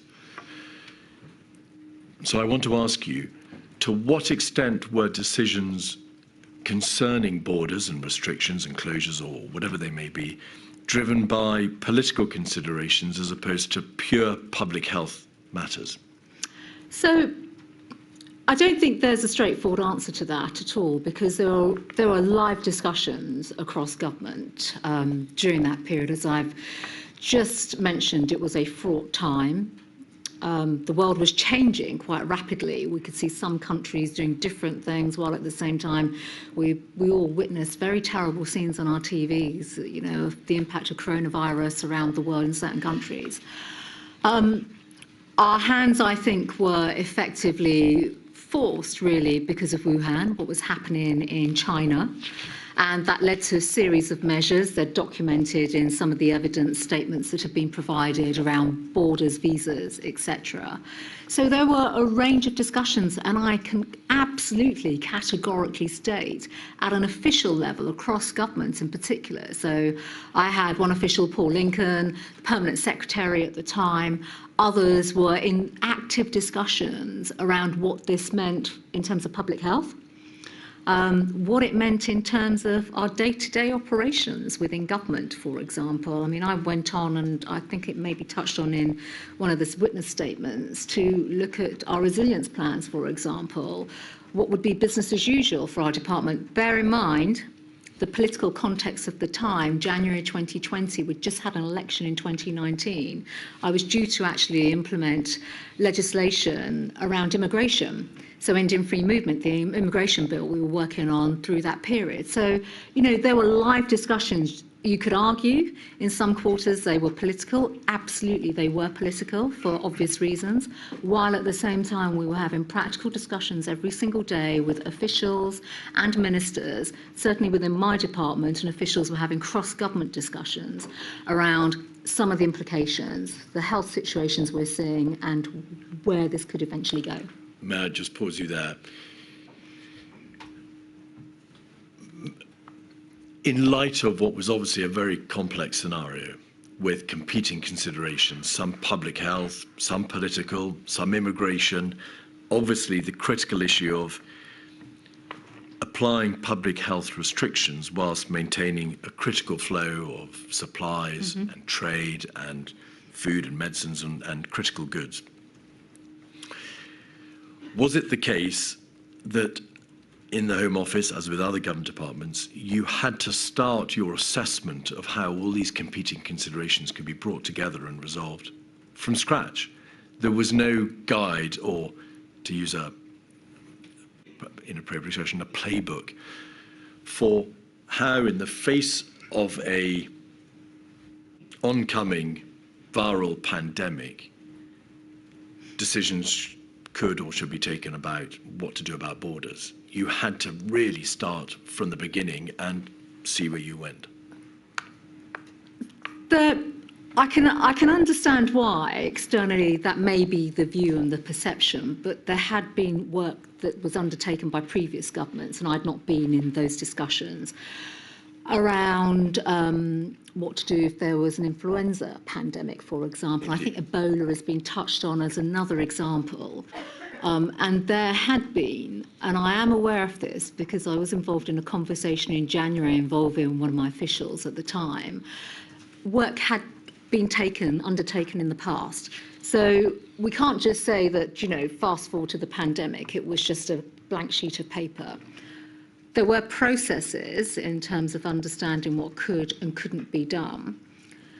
I think within the context of the coronavirus pandemic, which was different for lots of reasons that you are discussing in this inquiry, there were measures that were simply not available to us in terms of health measures, identification of coronavirus at the border, for example. I remember having one of those discussions with Professor John Aston at the time in the Home Office. Just pause there. We see the Home Office Chief Scientific Advisor. That's correct, yes. Nevertheless, Dame Priti, although there may have been processes in place, and plainly it would be absurd to imagine that there were no processes at all in place for determining how to deal with borders, at least within the Home Office, in the face of any sort of crisis. There were no sophisticated or developed plans setting out, perhaps by way of a step-by-step process, this is what you do to borders in terms of screening or restrictions or quarantine or closure in the event that there is a viral pandemic or epidemic identified offshore in Europe or the rest of the world, and a clear indication that it's coming. You had to effectively sit down and work out step by step what you should do. I think that's fair. I do think that's fair, and that's a process of iteration where we're constantly asking questions. As I said, we're a practical department, so on that basis, constantly asking challenging questions. A lot of it around technical capability, as well as the powers that we may have within the immigration sphere and the border sphere, and powers that we may not have. Indeed. Your witness statement at paragraph 28 makes plain that on the 10th of January, the Home Office provided route-specific passenger data to Public Health England, and on the 3rd of February, you paused the processing of visa applications from any individual who travelled through or been resident in Wuhan or the Hubei province. And that hold on processing was extended to another country. And then, of course, everything was swept away by the impact of the lockdown. Could you just make plain, though, that the efficacy of that second measure, the pausing of the processing of visa applications, had a direct impact on the number of persons who could then enter the United Kingdom from that region? You don't need to stop people at the border to stop them coming to the United Kingdom. You can pause the processing of visa applications, and that has a significant practical impact. That is correct. All right. At paragraph 33, you make plain that following the World Health Organization's announcement of a novel coronavirus on the 9th of January, as you've mentioned, Border Force officials began providing passenger data for routes specified. What was the purpose of that? How did that help in the defence of the realm in relation to the oncoming virus? So it was self-evident at this stage, increasingly, that there were hotspots, known hotspots, particular countries around the world where coronavirus was clearly a major problem. And of course, that information was really pivotal to the Department of Health, Public Health England in particular, in anticipation of potential other measures, but also people travelling back to the United Kingdom in terms of community transmission, for example. And that became quite a topic of conversation, certainly throughout January, but in February and in March. Clearly, from a scientific perspective, with regards to that reproduction value, the R value, and also what that would mean in terms of public health measures domestically. And then, of course, the whole challenge that the Department of Health had, which is managing the capacity within the NHS. Was it the position, Dame Priti, that throughout the crisis, the Home Office was guided in relation to decisions in relation to the United Kingdom border by advice from NERVTAG, then SAGE, and of course your own departmental officials, in particular the Chief Scientific Advisor, Professor Ashton, whom you've mentioned? That's absolutely correct. And in paragraph 34, and in particular 35, do you therefore make plain that decisions as to whether or not screening measures could be put in place, for example, temperature checks, decisions as to whether or not there could be any sort of proportionate or percentage reduction in the number of passengers through the borders, travellers through the borders, and ultimately questions about closure or quarantine, were all significantly guided by the scientific advice. Would it work? That's correct.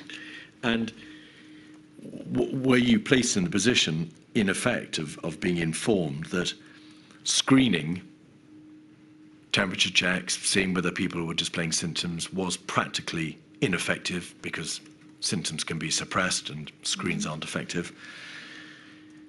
A significant closure of the border would be unlikely to delay the onset of the virus significantly and would be extremely difficult and would have terrible ramifications in terms of the passage of people and trade. And there was no real question ever of being able to shut the borders completely and have in place a quarantine system because the practicalities of that had never been worked out. So that's absolutely correct. And all the evidence and the documents that have been supplied to the inquiry show that very clearly. And the advice that I received, and I think was shared widely across government at the time, showed that it would have a minimum impact in terms of preventing the spread of the virus, in terms of community transmission. And importantly, I also recall receiving in advice to me that it would not actually even assist the NHS in terms of preparations, the time that they would need in terms of coping around the number of people that were coming into the NHS. And I think there are a couple of other important points to make around the documentation and the evidence and the advice that's being provided. The advice is one aspect of this, but actually coming back to the practicalities of trying to put in technical measures to, I think the term was used, heat test people that were coming through the border. The government did not have that capability, and that became self-evident very early on. I was picking up conversations and information from particularly Cabinet Office through some of the meetings that we were involved in then, that they did not have the technical capability. Then, of course, there'd be this murky area about, well, who would have responsibility for what? Would you then bring in public health officials? Is it going to work? How much information can you actually operationalise at the border, and would that be practical? And then, of course, I was heavily involved in, and this wouldn't be of no great surprise, I was heavily involved in the discussions around critical supplies. So even speaking to counterparts in Europe, for example, our French colleagues, and my colleagues within Border Force, so that would have been Paul Lincoln's team in particular, they'd be speaking to their opposite numbers in France, primarily because we could see pressures in France at their border and all sorts of restrictions that they were encountering that could actually have a pretty devastating impact upon critical goods and supplies coming into the United Kingdom. And of course, that would have ramifications, whether it's in the NHS, food supplies, all sorts of things. So we had a lot of intensive work across government taking place, very specifically in that area.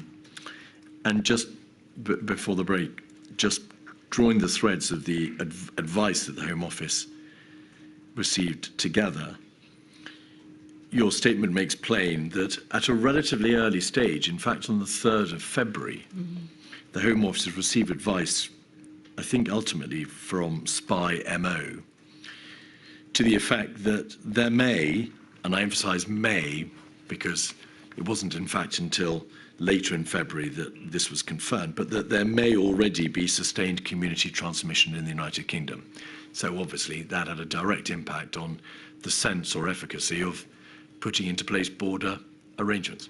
And that really summed up the situation, and the evidence was there. And I think even in terms of community transmission, but the number of people that were clearly falling ill was demonstrating that impact within the NHS. And even, well, I know we'll come on to that, I think, if I may interrupt, was at a later stage, that there wasn't really an impact in the NHS at that stage. Not at that stage, but that's effectively what the information was alluding to, that clearly community transmission was starting to pick up, and therefore all the subsequent, any measures at the border would simply not have made a difference at that stage. And then moving forward to the time of the lockdown, the 23rd of March, did the Home Office receive from SAGE advice that by that stage, closing the borders completely, or perhaps with a quarantine system to back it up, would have a negligible impact on the spread of the virus, because the number of people coming in through an open border at the end of March would only comprise a tiny proportion of the overall number of people in the United Kingdom who were already infected. And yes, and on that basis as well, people have started to reduce their travel. So we saw internationally other countries are bringing in their own travel restrictions. So that in its own right was working through the system at that particular time. And so, finally, on this topic of borders, the position that the Home Office and the government confronted or had to face in February, March 2020 was that there was a distinct absence of practical capability to be able to restrict the infection through the border. And secondly, there was no sophisticated or effective system already thought about, drawn up, and ready to be put into place when the virus emerged. I think that's absolutely correct. And with that, no technical capability. I think the capability, technical skills, there are things that we'll come on to later. Passenger locator form was one example of that. But at that stage, that the skills and capability simply weren't there. My lady, is that convenient? Certainly it is. Sorry, I think you were warned that you may have to go. I'm so sorry about it. I shall return, because we have been overrunning, another apology, slightly shorter lunch, at 10 to 2. Thank you.